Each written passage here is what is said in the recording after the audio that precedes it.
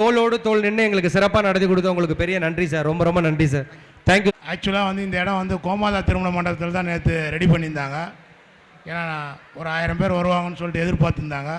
சூழ்நிலையின் காரணமாக நேற்று ஸ்டாலின் வரத்தால் அந்த ப்ரோக்ராம் கேன்சல் ஆகிடுச்சு. இன்றைக்கி அங்கே திருமண நாள் ஆகிடுச்சு. அந்த இடத்துல வைக்க முடியாத சூழ்நிலை. அதனால் மாற்றம் செய்து சீனிவாசா மண்டபத்தில் வச்சாங்க. ஜனங்க ரொம்ப கஷ்டப்படுறாங்கன்னு நினைக்கிறேன். இடம் இல்லாத உட்காரத்துக்கே இல்லை. அடுத்த தடவை வைக்கும்போது சார் நல்ல ஒரு இடத்துல வைப்பார். சார் வந்து ஆரம்பத்துலேருந்தே நல்ல ஒரு எஃபெக்ட் போட்டு வந்தவாசியில் இதை செய்யணும்னு சொல்லிட்டு மிக ஒரு அருமையான முறையில் இந்த பட்டிமன்றத்தை நடத்த ஏற்பாடு செஞ்சேன். என்னை வந்து அணுகினார். சில ஸ்பான்சர்ஸ்லாம் சொன்னேன் அவர்கிட்ட. அதனால் அவர் நல்ல முறையில் செய்து வந்தவாசி இந்த பட்டிமன்றத்தை பார்த்தா உங்களுக்கு தெரியும். நன்றி, வணக்கம். மெயின் ரோட்டில் போட்டிருக்கோம். அந்த வீட்டு மனை பிரிவில் பார்த்திங்கன்னா வந்தவாசிலேயே எங்கேயுமே இல்லாத அளவுக்கு எல்லா வசதிகளும், எடுத்துக்காட்டுக்காக சிசிடிவி கேமரா, சைட்டு ஃபுல்லாக பார்த்திங்கன்னா கேமரா இருக்குது. ஒவ்வொரு வீட்டு மனைக்குமே குடிநீர் வசதி செஞ்சு கொடுத்துருக்கோம். ஒவ்வொரு தெருவும் வந்து பிளாக் டாப் தார் ரோடு போட்டு பக்கத்தில் வந்து பார்த்திங்கன்னா கால்வாய் வடிகால் வசதி பண்ணி கொடுத்துருக்கோம். ஸோ நீங்கள் பிளாட்டை வந்து பார்வையிட உங்களை வந்து அன்போடு அழைக்கிறோம். நீங்கள் பார்த்துட்டு உங்களுக்கு எல்லா விதமான அடிப்படை வசதிகள்லேருந்து நம்ம A to Z வீட்டு மனையில் என்ன வசதி வேணுமோ அத்தனை வசதி பண்ணி கொடுத்துருக்கோம் வந்தவாசி மக்களுக்காக. நன்றி வந்தவாசி மக்களே. Thank you so much. உண்டா இல்லைங்களா? வீட்டில் வச்சுருக்கிறதே பாதுகாத்தா போதுன்ற மாதிரி ஒரு மைண்ட் செட் வருதுங்களா? இதோட இல்லை ரேஸு, இன்னுமே 80% ஏறுன்னு இருக்காங்க வர்ற வருஷத்தில். ஆக்சுவலாக நம்ம யார் கையிலையும் இல்லை இது கண்ட்ரோல். இது ஒரே ஒரு ஆயுதம் நம்மக்கிட்ட இருக்கிறது சேமிப்பு தான். இதுலேருந்து தப்பிக்கணுன்னா அதுதான். நீரின்றி அமையாத உலகு, சேமிப்பின்றி அமையாது செல்வம். சரிதானுங்களே? கண்டிப்பாக. சார் வீடியோ போடுங்க.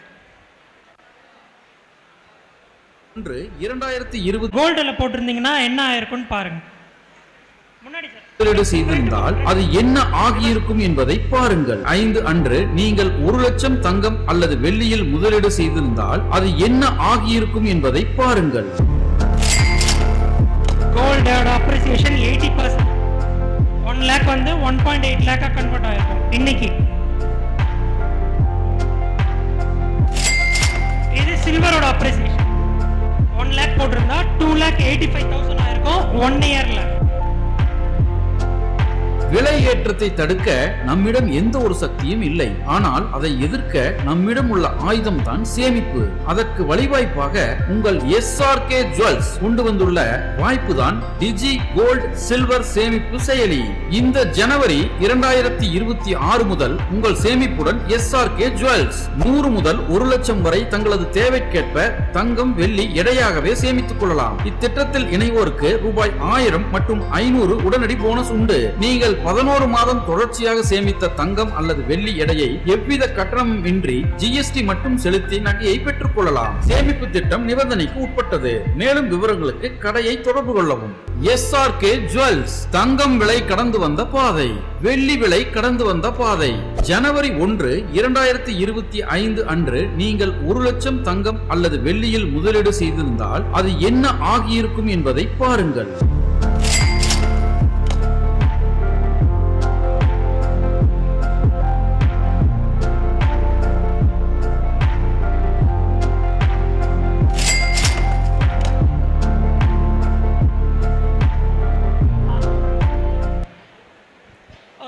அவர் தெரியும். பொய்யை தவிர வேற ஒண்ணுமே சொல்லன்னா என்ன பண்றது? சன்னு ஃபர்ஸ்ட் பார்த்தோம், இப்போ எண்டில் வராரு. வாழ்த்துக்கள், நல்லா பண்ணுங்க, வாழ்த்துக்கள். Thank you sir. நல்லா கிளாப் கொடுத்துருங்க. தரணி ஷீல் சார் உங்களுடைய நண்பர், அவர் தான் என்னை அறிமுகப்படுத்தினாரு. தரணி ஷீல் சார், அவங்களுக்கு ஒரு தேங்க்ஸ் சொல்லிக்கிறேன். Thank you sir.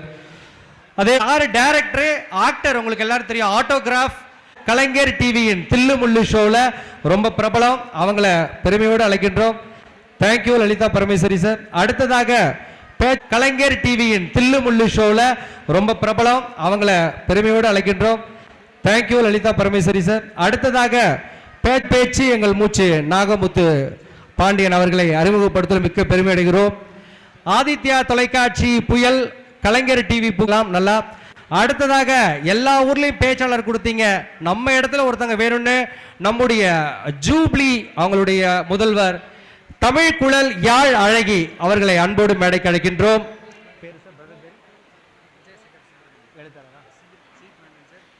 மாட்டேன்னு நான் ஆசைப்பட மாட்டேன்னு சொன்னா அவர்கிட்ட எந்த ஆசை இல்லைன்னு நம்மளை சும்மா உட்கார வைக்கிறதுக்காக அவர் இருக்காரு. சந்தோஷம். ஞாயிற்றுக்கிழமை 28ஆம் தேதி டிசம்பர் மாதம் இல்லை, இந்த வருடம் 2025 முடிய போகிற தருணம், 26 வரப்போகிற தருணம். இந்த புத்தாண்டை நோக்கி பழையன கழித்தலும் புதியன புகுத்தலுங்கிற மாதிரி இந்த இடத்துக்கு நம்ம வந்திருக்கிறோம். எல்லாருமே டிவியில் என்னை பார்த்துருப்பாங்க. பல பேருக்கு அந்த சந்தர்ப்பம், இவர் கிட்டத்தட்ட ஒரு 40 படத்தில் நடிச்சிருக்காருன்னு.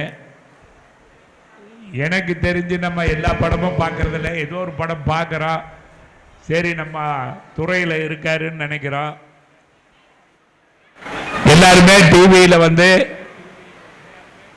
என்ன பார்க்குறீங்க,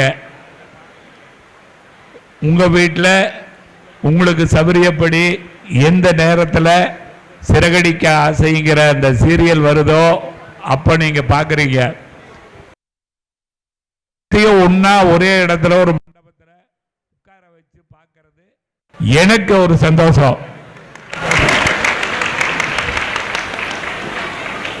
நீங்க எல்லாம் என்ன ரசிச்சு பண்ணும்போது நீங்க இந்த இடத்துல வந்து நேரா ஒரு தடவை பார்த்துட்டு போயிடணும்னு நினைக்கிறீங்க. ஆனா நீங்க எல்லாம் ஒவ்வொருத்தர் வீடு தேடி டிவி மூலியமா வந்தனா இப்போ உங்களை எல்லாம் இங்க வந்து உட்கார வச்சு நாங்க பார்த்துட்டு இருக்கிறோம்.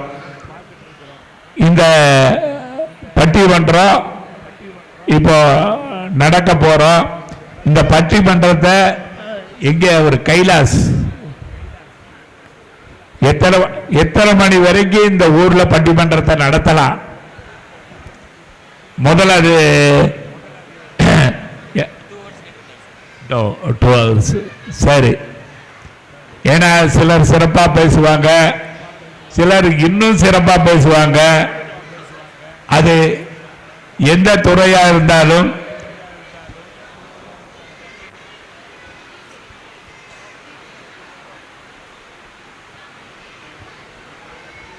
எல்லா வாழ்க்கையில எல்லா இடத்துலையுமே எப்ப சந்தோஷம், எப்ப துக்கம், எப்ப பிரச்சனை வருது, எப்ப பிரச்சனை இல்லாம வாழ்றோம், இதுகளை இது பண்றது தான். அந்த நோட்டீஸ் என்ன கொடுங்க, அந்த அது ஏதாவது நோட்டீஸ் அடிச்சு வச்சிருக்கீங்களா? அதுல ஏதாவது பேர் படிக்க வேண்டியது இருக்கா?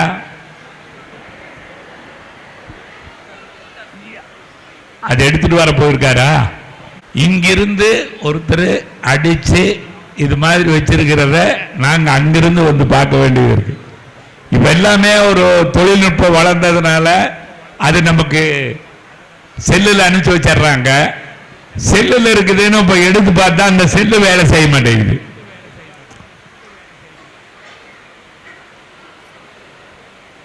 ரெண்டாவது, உங்களை எல்லாம் பார்த்த இத்தனை பேர்த்த ஒரே இடத்துல உட்கார வச்சு பார்க்கும் போது அந்த சந்தோஷத்திலேயே எனக்கு பார்க்கறதா பேசுறதா இல்லை, நம்ம எல்லாம் சுற்றி எல்லாத்தையும் யார் யார் எந்தெந்த முகம் வந்திருக்காங்கன்னா அவங்கள மாடியில் இருக்கிறவங்க எல்லாத்தையும் பார்த்துட்டு மட்டும் போறதாங்கிற மாதிரி தான் தோணுது.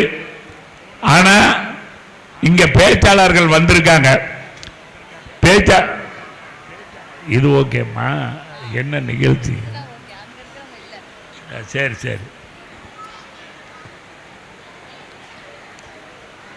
என்ன எல்லாம் சந்தோஷமா இருக்கிறது? திருமணத்திற்கு முன்பா இல்ல பின்பா? இதுதான். முன்பு எப்படி சிறப்பா இருந்தாங்க, பின்னால எப்படி சிறப்பா இருந்தாங்கிறதெல்லாம் பிரச்சனையே கிடையாது. நாங்கெல்லாம் சின்ன வயசா இருக்கும்போது ஒரு அந்த கைலாச அந்த டீப்பாய் கொண்டு வந்தாருன்னா அந்த டீப்பாய் இல்லாததுனால ஒரு பிரச்சனையே என்ன பாருங்க. நல்லா இருக்கிறது கல்யாணம் ஆனதுக்கு பின்னாலேயா கல்யாணம் ஆகிறதுக்கு முன்னாலேயானா எப்படி இருந்தாலும் ஒருத்தனுக்கு கல்யாணம் ஆக போகுது.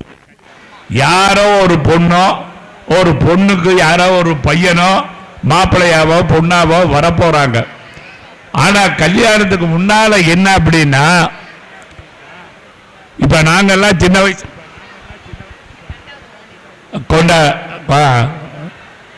நாங்கெல்லாம் சின்ன வயசுல என்ன வேலை, ஒரு 22 வயசுல எனக்கு கல்யாணம் ஆகுது, 25 வயசுல கல்யாணம் ஆகுதுன்னா அந்த 25 வயசு வரைக்கும் நான் ஒரு கண்டுக்குட்டி மாதிரி அப்படிதான் துள்ளி விளையாண்டு இருந்தேன். எந்த பொறுப்பும் எனக்கு தேவையில்லை, எந்த வேலைக்கு நான் போக வேண்டியதில்லை. பள்ளிக்கூடத்துக்கு 6 வயசு 5 வயசு ஆனதுக்கு அப்புறம் இந்த காது எட்டுனாதான் இப்பெல்லாம் பள்ளிக்கூடம் சேர்த்துவாங்க. அந்த மாதிரி பள்ளிக்கூடம் சேர்த்ததுக்கு அப்புறம் கிட்டத்தட்ட அந்த ஸ்கூலை முடிச்சு கல்லூரி படிப்பு வர்ற வரைக்கும் எவ்வளவு கீப் மாறித்தனம், எவ்வளவு முள்ள மாறித்தனம், எவ்வளவு பண்ணணுமோ அத்தனையும் பண்ணலன்னா அவன் பையன் கிடையாது. ஏன்னா அந்த பருவம் அப்படி.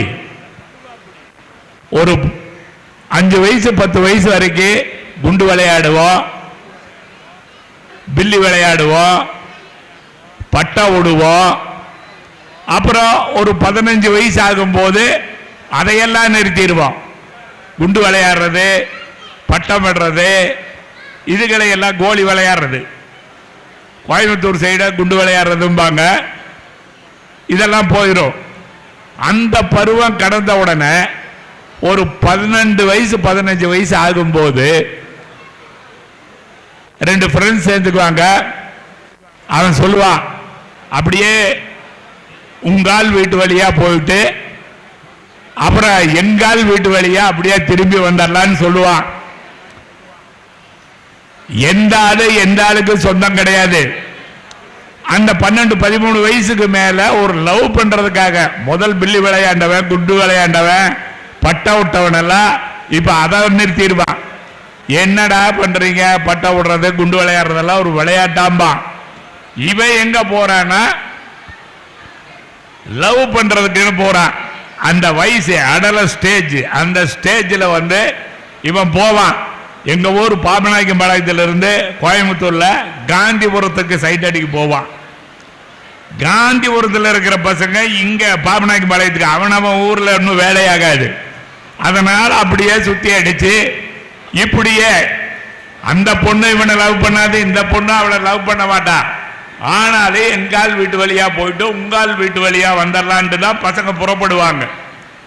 அதுக்கப்புறம் கல்யாணம்னு ஒரு ஸ்டேஜ் வந்ததுக்கு அப்புறம் இந்த லவ் பண்றவனை எல்லாம் பார்த்தா, ஏண்டா என்னாச்சு உனக்கு, பைத்தியம் பிடிச்சிருச்சா, இந்த மாதிரி இருந்தா நீ எல்லாம் விளங்குவியா அப்படின்னு. ஏன் அதை பண்றாங்கன்னா அந்தந்த ஸ்டேஜில் அதை பண்ணித்தான் ஆகணும். அதெல்லாம் பண்ணாம இருக்க முடியாது. அப்ப நமக்கு எந்த வீட்டுக்கு சம்பாரிச்சு கொடுக்கணுங்கிற ஒரு பொறுப்பு கிடையாது, குடும்பத்தை காப்பாற்றணுங்கிற ஒரு பொறுப்பு கிடையாது. நம்மள வீட்டில் என்ன தேவையோ அது அப்பா கிட்ட சொல்ல மாட்டான், அம்மா கிட்ட சொல்லி அப்பா கிட்ட காசு வாங்கிறது. எவ்வளவு பொய் சொல்லணுமோ அவ்வளவு பொய்ய சொல்லி அப்பா கிட்ட இருந்து காசை கறக்கிறதுக்காக அம்மா கிட்ட அதை பண்ணி இதை பண்ணி சொல்லி, ஏன் அப்படின்னா அவனுக்கு செலவு காசு வேணும். அதுக்காக எந்த பொறுப்புமே இல்லாம வாழ்ற ஒருத்தன் அப்புறம் அப்ப வந்து எந்த பொறுப்பு இல்லைனாலும் ஒரு சந்தோஷமா இருந்தான். ஏன்னா எந்த கமிட்மெண்ட்ஸ் அவனுக்கு கிடையாது. அவனுக்குன்னு ஒரு பொறுப்பான வேலை, இந்த குடும்பத்தை காப்பாற்றி ஆகணும், இவங்களுக்கு கல்யாணம் பண்ணி வச்சாகணும், இவங்களுக்கு சம்பாரிச்சு போடணும், வீடு கட்டி ஆகணும், இப்படி எந்த தொந்தரவுமே அவனுக்கு கிடையாது, எந்த பொறுப்பும் கிடையாது. அதெல்லாம் அப்பா அம்மா இருக்காங்க, அவங்க பார்த்துக்குவாங்க. அப்படி பொறுப்பா இருக்கும்போது எந்த பொறுப்பும் இல்லாம நடந்துக்கிற பையன் கல்யாணம்னு ஆகும்போது ஆட்டோமேட்டிக்கா அவன் இல்லற பொறுப்புக்குங்கிறதுக்கு ஒன்று வர்றான். எங்க ஊர்ல எல்லாம் என்ன படிக்கலைன்னா மில்ல கொண்டு போய் சேர்த்துவாங்க. மில்லில் என்ன பண்ணுவாங்க, முதல் ரோஸ் எல்லோ இந்த மாதிரி கார்டு கொடுப்பாங்க.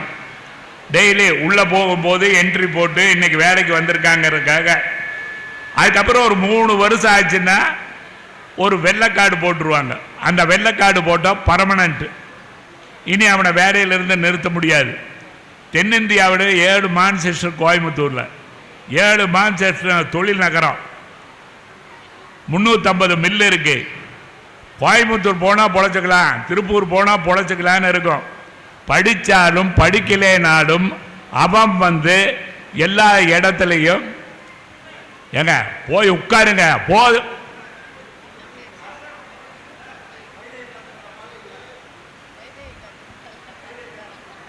ஓ வைத சரி, ஏன் எல்லாரும் கேட்டிருக்காங்கல்ல, நீ வந்து இதை பார்த்து சொல்லிட்டு இருந்த என்ன வைத்திய காத்திருந்தா நீ தான் டைரக்ட் பண்ணியா? அப்புறம் சரி உட்கார்ந்து கேளு, பேசுறான்ல. நம்ம என்னுடைய அனுபவத்தை சொல்றதுக்காக வர்ற. அந்த 350 மில்லு இருக்கு. ஒரு மில்லுக்கு ஒரு ஷிஃப்ட்டுக்கு 3000 பேர், 3 ஷிஃப்ட்டுக்கு 9000 பேர். 350 மில்லுன்னா எத்தனை குடும்பம் பொழைச்சிட்டு இருந்தது. அதில் பர்மனண்ட் ஆன உடனே வெள்ளைக்காடு போட்ட உடனே அவனுக்கு ஒரு கல்யாணத்தை பண்ணி வச்சுவாங்க. கல்யாணத்தை பண்ணி வச்சாப்பா அவனாச்சு, அவன் குடும்பமாச்சு, இப்படித்தான் அவங்க வாழ்க்கை ஓடும். அந்த வாழ்க்கை வந்து எந்த காலகட்டத்தில் சந்தோஷமா இருந்தது? முதல்ல கல்யாணம் ஆகிறதுக்கு முன்னால எந்த பொறுப்பும் இல்லாமல் இருந்தான். அதுல சந்தோஷமா இருந்தானா? கண்டிப்பா சந்தோஷமா இருந்திருப்பான். அந்தந்த ஏஜில் எங்க அம்மா கூட 97 வயசுல தான் தவறுனாங்க. எங்க அம்மா சொல்லுவாங்க, காடு வாங்குது, வீடு போங்குதுன்னு. அவங்க எல்லாமே அப்பா தவறிட்டாரு, அவங்க கூட போறதவங்க எல்லாம் இல்லை. எல்லாம் போகும்போது முதல்ல எப்படி பட்டா விடுறதுக்கு ஆசைப்பட்டானோ, எப்படி பொண்ணுகளை சைட் அடிக்கிறதுக்கு போறதுக்கு ஆசைப்பட்டானோ, கல்யாணம் ஆனதுக்கப்புறம் எப்படி அதையெல்லாம் விட்டானோ, அதே மாதிரி 90 வயசுக்கு மேலே ஆகும்போது அந்த ஆண்டவன் எப்போதான் முகமொழிப்பானோ சாகணுங்கிறது ஒரு விருப்பமாக வந்துடுது. ஒவ்வொரு காலகட்டத்தில் ஒவ்வொரு இடத்துல ஒரு கட்டம் தாண்டும் போது ஆட்டோமேட்டிக்காக அந்தந்த குண்டு விளையாடுறவனை பார்த்தா பிடிக்காது, அப்போ லவ் பண்ணுறவனை பார்த்தா பிடிக்காது, குடும்பம் நடத்துகிறவனை பார்த்தா பிடிக்காது. நம்ம செல்ஸ், உடம்புல இருக்கிற செல்ஸே செத்து போயிடும். அந்த மாதிரி சூழ்நிலை தான் எல்லாத்துக்கும் அமையும். அதில் எந்த காலகட்டத்தில் யார் யார் எப்படி சந்தோஷமாக இருந்தாங்கிறது தான் ஒரு இப்போ இந்த பட்டிமன்றம் நடக்கிறது. பட்டிமன்றத்தில் இவங்கெல்லாம் எப்படி பேசுகிறாங்கன்னு தெரிஞ்சதுக்கு அப்புறம் கடைசியில் என்னுடைய வாழ்க்கையில் நடந்த பிரச்சனைகளையும் எல்லாத்தையும் நான் சொல்கிறேன்.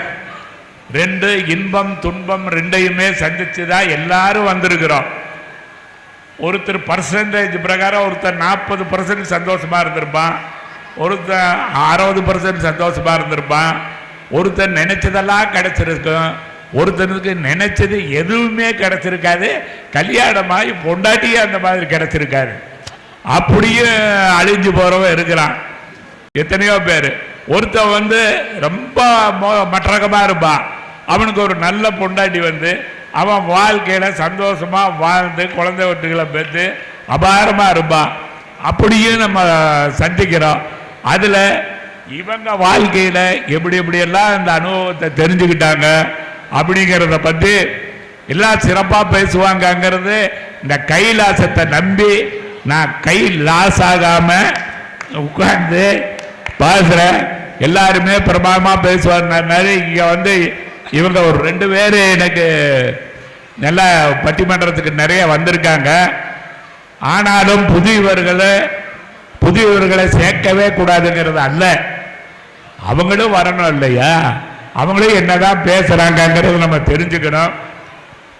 மனிதனுக்கு மன நிறைவான மகிழ்ச்சி திருமணத்திற்கு முன்னாலதான், பின்னால எல்லாம் கிடையாது.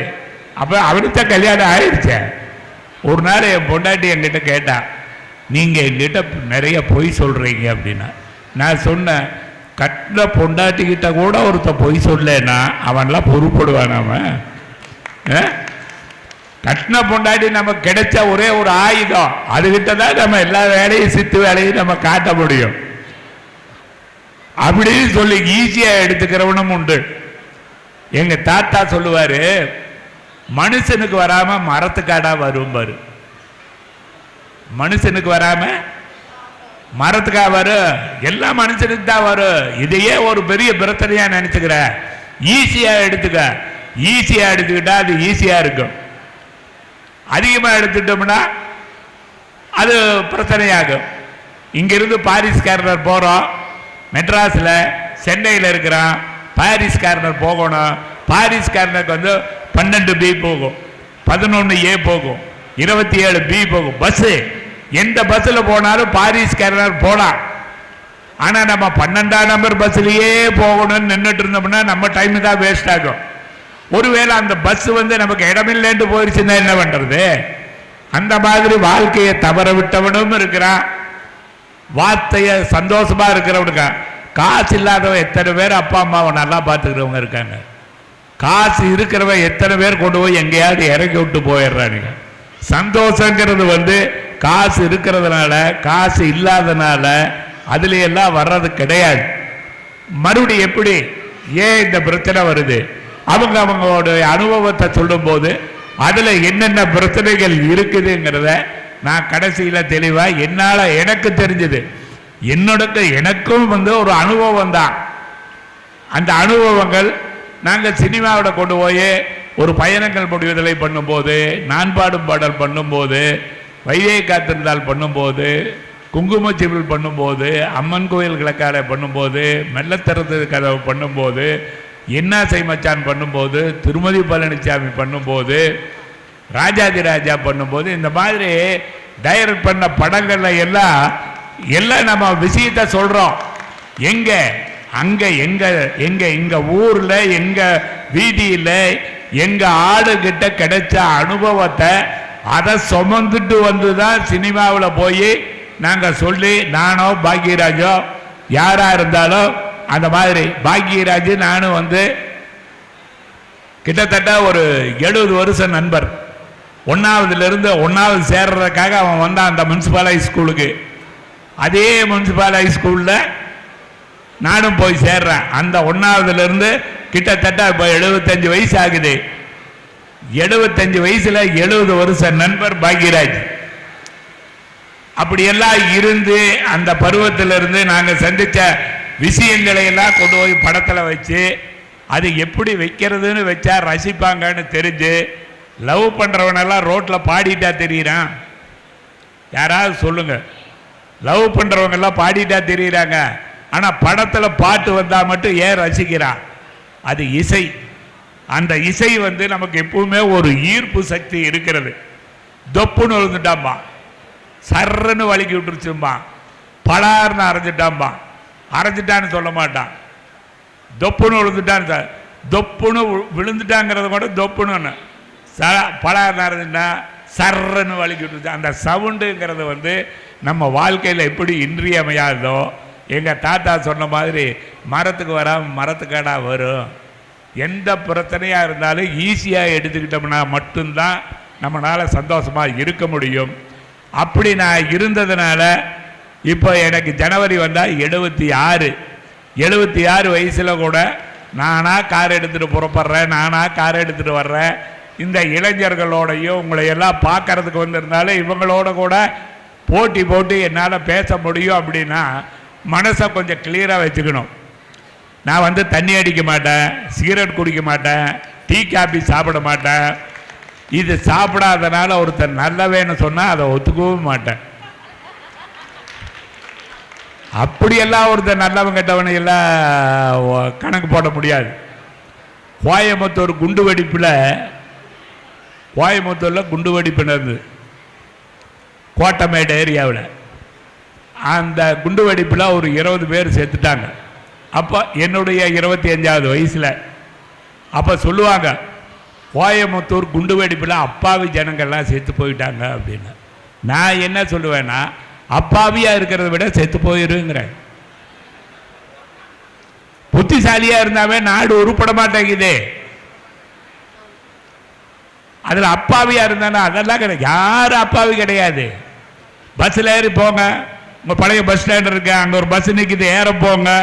ஒருத்தர் கர்ச்சீப்பைவோ துண்டைவோ பேப்பரைவோ போட்டு என்னுடைய சீட்டுன்னு ஏறி உட்கார முடியாத அளவுக்கு பண்றாங்கல்ல, ஏமாளியாவுங்க.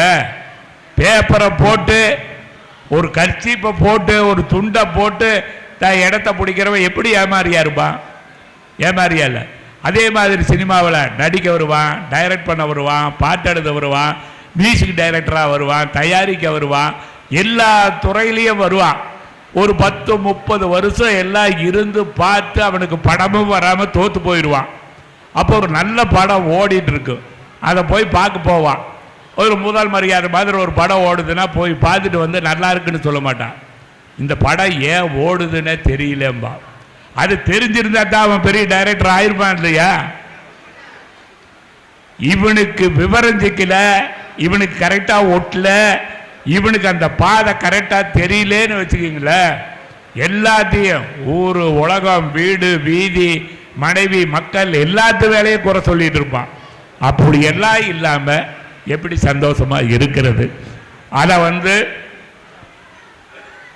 மனிதனுக்கு மன நிறைவான மகிழ்ச்சி திருமணத்திற்கு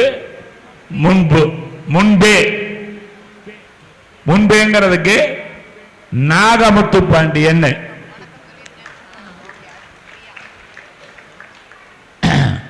அடுத்து பிரியா, கணேஷ் பாபு, ஈவி கணேஷ் பாபு, இவங்க 3 பேரு நிறைவா முன்பு சந்தோஷமா இளைஞர்களா இருக்கும்போது சந்தோஷமா இருந்தது தான், அதுக்கப்புறம் அவ்வளவுதான் அப்படிங்கிற மாதிரி பேசுறதுக்கு இவங்க 3 பேரு. இவங்க 3 பேரும் அப்படின்னா இளைஞரா இருக்கும்போது அவனுக்கு பொறுப்பு இல்லாம இருந்திருப்பான். இப்ப கல்யாணம் ஆனதுக்கு அப்புறம் தான் பொறுப்புங்கிறது ஒண்ணு வந்திருக்கு. அதனால கல்யாணம்னு கால் கட்டுன்னு ஒன்று போடணும். எதுக்கு இங்கே கல்யாணம் நடக்குது? 21 வயசுல ஒருத்தருக்கு, 25 வயசுல, 28 வயசுல எதுக்கு கல்யாணம் பண்ணி வைக்கிறான்? இனியாவது கல்யாணம் பண்ணி வச்சாலாவது இவன் திருந்துவானா அப்படின்னு வீட்டில் இல்லைங்க சீக்கிரமா ஒரு கல்யாணத்தை பண்ணி வச்சிருவான். இல்லைன்னா இவன் இந்த நாய் இப்படிதான் பண்ணிட்டு இருக்குன்னு சொல்றதும் உண்டு. என்னையெல்லாம் அப்படித்தான். அப்படியெல்லாம் இருந்து நான் சந்தோஷமா இருக்கிறேன். திருமணத்துக்கு அப்புறம் தான் சந்தோஷமா இருக்குன்னு சொல்றதுக்கு விஜயசேகர் சுவி, ரெண்டாவது தமிழ் குழல் யாழழகி லலிதா. லலிதான்னு பேர் சொல்லும் போதே இருமல் வருது. பொம்பளை பேர் 2 பேர்த்த ஒன்னா சொன்னாவே இருமல் வருதுங்க. அப்படி இருந்ததுன்னா எப்படி போய் நிம்மதியா இருக்க முடியுங்கிறது தான் இவங்களுடைய கேள்வி. அதனால இவங்க சிரிச்சிட்டு இருக்கிறாங்க. இவங்க ஒருத்தராவது சிரிக்கிறாங்களான்னு பாருங்க. ஏன்னா கல்யாணமாகி இவங்க அவங்கள உயிர் எடுக்கிறவங்க. அதனால இவங்க சிரிக்கத்தான் செய்வோம். பாரு 3 பேர் அவரு சிரிக்கிறாரு, பரவாயில்ல. கல்யாணமாகி ஒருத்தர் சிரிக்கிறான்னா அது பெரிய விஷயம்தான். நீங்க சொல்லல, ஆனா இந்த வயசுலயே ஆகலைன்னா அது தப்பு தானே. அப்போ பொண்ணு எவனு தரமாட்டேங்கிறான். அந்த அளவுக்கு என்ன பண்ணீங்க?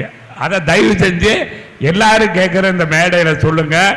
திருமணத்திற்கு முன்பா அப்படிங்கிறதுல நாகமுத்து பாண்டியன் பேசுவார்.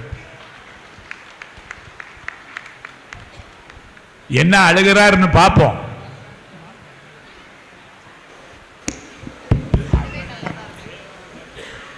நடுவர் ஐயா அவர்களே, நான் அழலாம் மாட்டேன், பாட்டு தான் பாடுவேன். இல்ல அழுக மாட்டீங்கன்னு தெரிஞ்சு போச்சு. ஆனா அழுக வைக்காதீங்க. அழுக வைக்காம பாட்டு பாடுங்க. பாட்டுல பாரு எக்கோ வர்ற மாதிரி இருக்கு, பாத்துக்கங்க. செந்தமிழ்நாடெனும் போதினிலே இன்பத்தேன் பாயுது காதினிலே. செந்தமிழ்நாடெனும் போதினிலே இன்பத்தேன் பாயுது காதினிலே. எங்கள் தந்தையர் நாடெனும் பேச்சினிலே ஒரு சக்தி பிறக்குது மூச்சினிலே, ஒரு சக்தி பிறக்குது மூச்சினிலே என்று தாய் நாட்டையும் தாய் மொழியையும் வணங்கி என் உரையை நான் தொடங்குகின்றேன். நீங்க சொல்லுங்க நடுவர் அவர்களே, நான் அழுத மாதிரி இருந்துச்சா பாடின மாதிரி இருந்ததா? பாடுங்க, அதுவே அழுகிற மாதிரியே இருக்கலாம், நல்லாவும் இருக்கலாம். ஒரே படத்துல லவ் டுயிட்டும் வருது, ஒரு வைத்தியை காத்திருந்தால எடுத்துக்கிட்டா. இல்ல, எனக்கு அந்த சந்தேகம் இருக்கு, அதை இங்க தெளிவுபடுத்திக்கிட்டேன். உங்களை பத்தி சொல்லணும். சிறகடிக்க ஆசை அந்த விஜய் டிவியில் வருது இல்லையா, அந்த நாடகத்தில் நீங்க நடிக்கல, அப்பாவா நடிக்கல, உண்மையா அப்பாவா வாழ்றீங்க. தாத்தாவே வாழ்ந்துட்டு இருக்கிறேன், பேத்தி பேரனெல்லாம் இருக்கிறா, அப்பா வாழ்றது ஒரு அதிசயமா?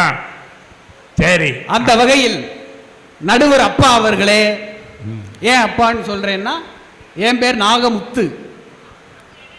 முத்து வருது, சிறகடிக்க ஆசை முத்து பிடிச்சிருந்தா கைத்தட்டுங்க. இப்போ உங்க மத்தியில் பேசியிருக்கிற நாகமுத்து பிடிச்சிருந்தா கைத்தட்டுங்க. எப்படி கைத்தட்டு வாங்கினேன் பாத்தீங்களா? இல்ல முத்துனாவே ஒரு நல்ல விஷயம்தான் அது, அதுல எல்லாம் ஒன்றும் தப்பு கிடையாது. எல்லாம் எனக்கு நல்லி குப்புசாமி செட்டியார் வச்சிருக்கிற அதே கார் தான் நானும் வச்சிருக்கிறேன். அதுக்காக நானும் அவரும் ஒன்றாயிருமா? அந்த முத்து வேற, இந்த முத்து வேற. ஆனால் முத்துங்கிறது இருக்கு இல்லையா, ஒரே ஒரு முத்து தான் இல்லை. இந்த முத்து எந்த முத்துன்னு இன்னைக்கு தெரிஞ்சுக்குவோம். நான் விலை கம்மியாக கிடைக்கக்கூடிய ஒரு முத்து, ஆனாலும் முத்து. அந்த வகையில் சிறகடிக்க ஆசையில் நல்ல நல்ல கருத்துக்களை இந்த சமுதாயத்திற்கு சொல்லிக் கொண்டிருக்கிற நடுவர் ஐயா அவர்களே, எண்ணணி எதிரணி பேச்சாளர் பெருமக்களே, புத்துணர்ச்சி மிக்க வந்தவாசி ரசிக பெருமக்களே, உங்கள் அனைவருக்கும் என்னுடைய வணக்கத்தை தெரிவித்துக் கொண்டு நான் உரைக்கு போகின்றேன். நடுவர் ஐயா அவர்களே, திருமணத்திற்கு முன்பு ஆண்களுடைய மகிழ்ச்சி, கணவர்களுடைய மகிழ்ச்சி, உச்சபட்ச மகிழ்ச்சி எதுன்னா அம்மா கையில சாப்பிடுறது, ருசியா அம்மா கையில சாப்பிடுறது. இப்ப திருமணம் ஆகுது, மனைவின்னு ஒருத்தவங்க வர்றாங்க, அவங்க எப்படி சமைக்கிறாங்க?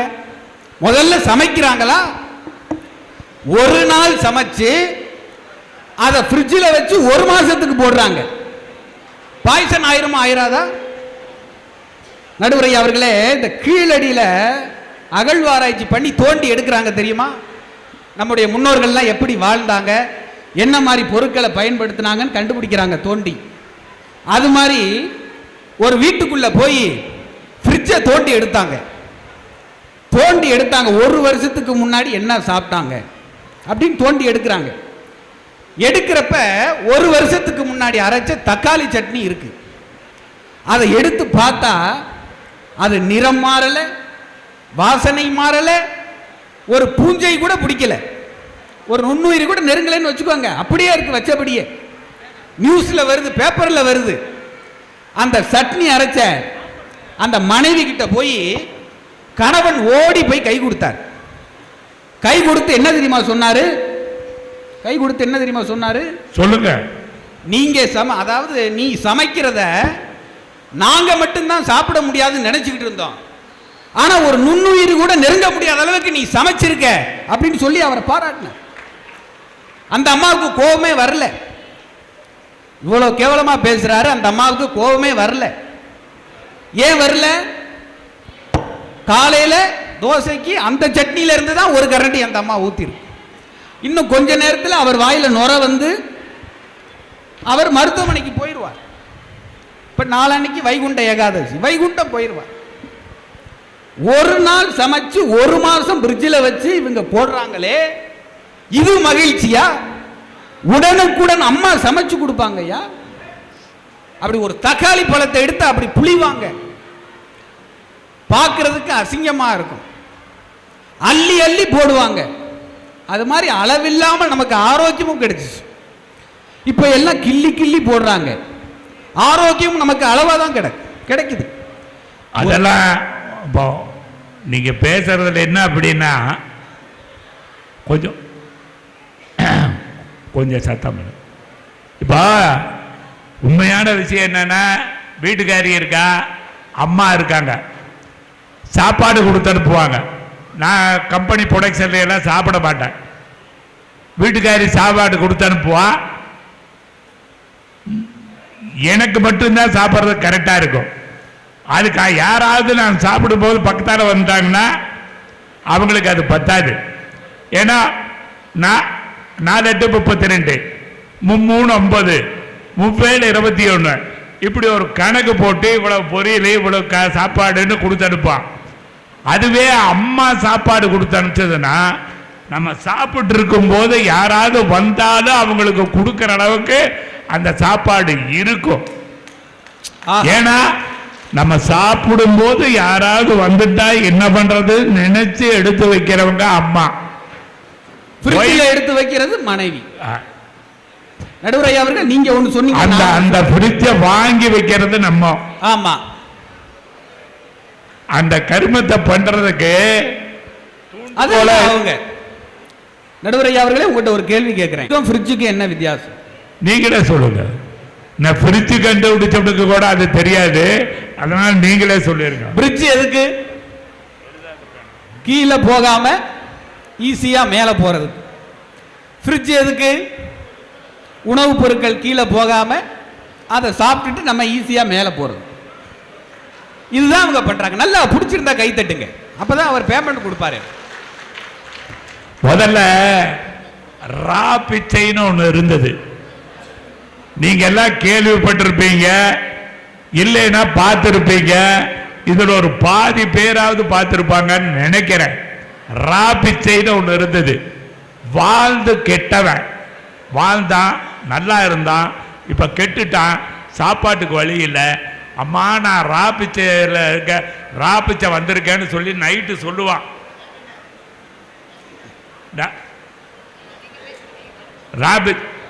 ராபிச்சக்காரன் வந்து அம்மா தாயே நான் ராபிச்சை வந்திருக்கேன்னு சொல்லுவான். அந்த ராபிச்சை வந்துருவான், சாப்பாட்டில் தண்ணி ஊற்றாத, வரலன்னா அப்புறம் சாப்பாட்டில் தண்ணி ஊற்றிக்கலான்னு சொல்லி வீட்டில் இருக்கிற மிச்சமான சாப்பாடு வச்சிருப்பாங்க. அதெல்லாம் அவன் வந்துடுவான், அவன் நேராக வந்து பிச்சை கேட்க முடியாது. அவன் கொண்டு வந்திருக்கிற பாத்திரத்தை வச்சுட்டு அந்தெல்லாம் போயிடுவான், அதில் கொண்டு வந்து இவங்க போட்டுருவாங்க. அந்த ஒரு நேரமாவது சாப்பிட்டுங்கிறதுக்கு வாழ்ந்து கெட்டவன் அப்படியாவது இருந்தா இருந்தது. ஆனா இப்ப இல்லைங்கிறது நீங்க சொல்லும் போதுதான் தெரியுது. சொல்லுங்க. இல்ல நடுவர் அவர்களே, தொட்டுக்க வைக்கிறாங்களா? தொட்டுக்க இங்க வந்தவாசியில் தொட்டுக்க தானே சொல்லுவீங்க இல்லையா? என்ன சொல்லுவீங்க? தொட்டுக்க என்ன சொல்லுவீங்களா? தொட்டுக்க வைக்கிறாங்களா அவங்க சாப்பிட? கேட்கிறேன், உங்களை பார்த்தா கேட்கிறேன், நடுவரையாவை பார்த்து இல்லை, உங்களை பார்த்தா கேட்கிறேன். அவங்கள பார்த்தா எனக்கு லலிதா ஜுவல்லரி ஞாபகம் தான் வருது. அந்த அளவுக்கு கழுத்தில் போட்டிருக்காங்க. சாப்பிட நல்ல தொட்டுக்க வைக்கிறது இல்லை. எந்த கணவனும் இன்னைக்கெல்லாம் எங்க காலை தொட்டு கும்பிடுங்கன்னு யாரும் கேட்கறது இல்லை. எங்க ஆசை ஒரே ஒரு ஆசை தான், சாப்பிட்றதுக்கு ஒரு நல்ல தொட்டுக்க வை, அவ்வளவுதான். அதுவும் கரண்ட் அடுப்பில் சமைக்கிறாங்க. காலை தொட்டெல்லாம் வேண்டாம், தொட்டுக்கிறதுக்கு சட்னியாவது நல்லதா வேணும். ஆமா, அதுவும் அந்த சட்னி எப்படி அரைக்கிறாங்க பாருங்க. நீங்க என் பாயிண்ட்டுக்கு வந்துட்டீங்க.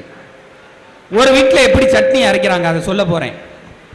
கணவர் ரொம்ப பரிதாபமா டைனிங் ஹாலில் 2 காஞ்ச தோசையை வச்சுக்கிட்டு அந்த அம்மா பாட வேண்டிய பாட்டை இவர் சோகமா பாடுறார். மல்லி பூ வச்சு வச்சு வாடுது, தோசை ரொம்ப நேரமா காயுது, எப்ப சட்னி அரைப்பாத எப்ப கொண்டுட்டு வந்து வப்ப. சமையல் அறைக்கு சிக்னல் விடுறாரு நடுவர் ஐயா அவர்களே. இப்போ இந்த சிக்னல் அந்த அம்மா காதில் கேட்டுருச்சு. அந்த அம்மா அதுக்கப்புறம் தான் சட்னி மிக்சி ஜாரை எடுத்து சட்னி அரைக்க ஆரம்பிக்கிறாங்க. பல வீடுகளில் தோசை சுட்டு கொடுத்துட்டு தான் சட்னி அரைக்கவே ஆரம்பிக்கிறாங்க. இப்போ அந்த அம்மா சட்னி அரைச்சிட்டாங்க. அந்த அரைச்ச சட்னியை எப்படி எடுத்துட்டு வராங்க பாருங்க. லுங்கி போட்டிருக்காங்க, சாரி மன்னிக்கவும், லுங்கி இல்லை நைட்டி போட்டிருக்காங்க. நைட்டியை லுங்கி மாதிரி கெட்டிக்கிட்டு அந்த மிக்சி ஜார், அந்த கோவில் அக்னி சட்டி எடுத்து ஆடி வருவாங்க பார்த்தீங்களா, அந்த மாதிரி இவர் பாட வேண்டிய பாட்டு அந்த அம்மா பாடிக்கிட்டு ஆடிக்கிட்டு வருது. ஏ 10 தலை பாம்பா உன்னை கொத்தி திங்க போறேன் மச்சான், ஏ மச்சான் மச்சான் மச்சான் மச்சான் மச்சான் மச்சான் ஆடிக்கிட்டே வந்ததுனால சட்னி கீழே தெறிக்குது. ஹால் ஃபுல்லா சட்னி. உடனே மாமியா அதே நைட்டி போட்டுக்கிட்டு அதே லுங்கி மாதிரி கட்டிக்கிட்டு என்ன சத்தம்னு ஹாலுக்கு வர்றாங்க. சட்னியில காலை வச்சு மாமியா மல்லாக்கா விழுந்துருச்சு. மாமனார் அரடவசரை போட்டுக்கிட்டு ஓடி வரார். குடும்பமே இன்னைக்கு பித்து பிடிச்சு அலையுதுன்னா அதுக்கு காரணம் யாரு? இது மாதிரி மனைவிகள் தான் அதுக்கு காரணம். குடும்பத்தை ஆட்டி வைக்கிறாங்க. திருமணத்திற்கு முன்பு ஒவ்வொரு ஆணும் அம்மா அம்மா அம்மா அம்மா அம்மா, தேன் தேன் என்ன தேன், கொம்பு தேன் என்ன கொம்பு, மான் கொம்பு என்ன மான், காட்டுமான் என்ன காடு, ஆற்காடு என்ன ஆறு, பாலாறு என்ன பால், கள்ளிப்பால் என்ன கள்ளி, இலை கள்ளி என்ன இலை, வாழை இலை என்ன வாழை, கல்வாழை என்ன கல், திண்டுக்கல் என்ன திண்டு, மரத்திண்டு என்ன மரம், மாமரம் என்னம்மா அம்மா. அந்த அம்மா இல்லைன்னா நாமெல்லாம் ஆயிரம் சும்மா. நேற்று ஒரு கிராமத்தில் இதை பேசினேன். 2 பேர் குப்பரை கடிச்சு விழுந்து சிரிச்சாங்க. அவ்வளவுதான். இங்க சிரிப்பு அவ்வளவுதான். திருமணத்துக்கு முன்னாடி எல்லாரும் அம்மா அம்மா அம்மா அம்மா, திருமணமான பிறகு உம்மா உம்மா உம்மான்னு இப்படி போயிடுறாங்க. பிரிஞ்சு குடும்பத்தையே 2ஆ பிரிச்சிடுறாங்களே. ஒரு குடும்பத்தில் திருமணத்துக்கு முன்னாடி அண்ணன் தம்பி எல்லாரும் ஒரே குடும்பமா இருப்பாங்க.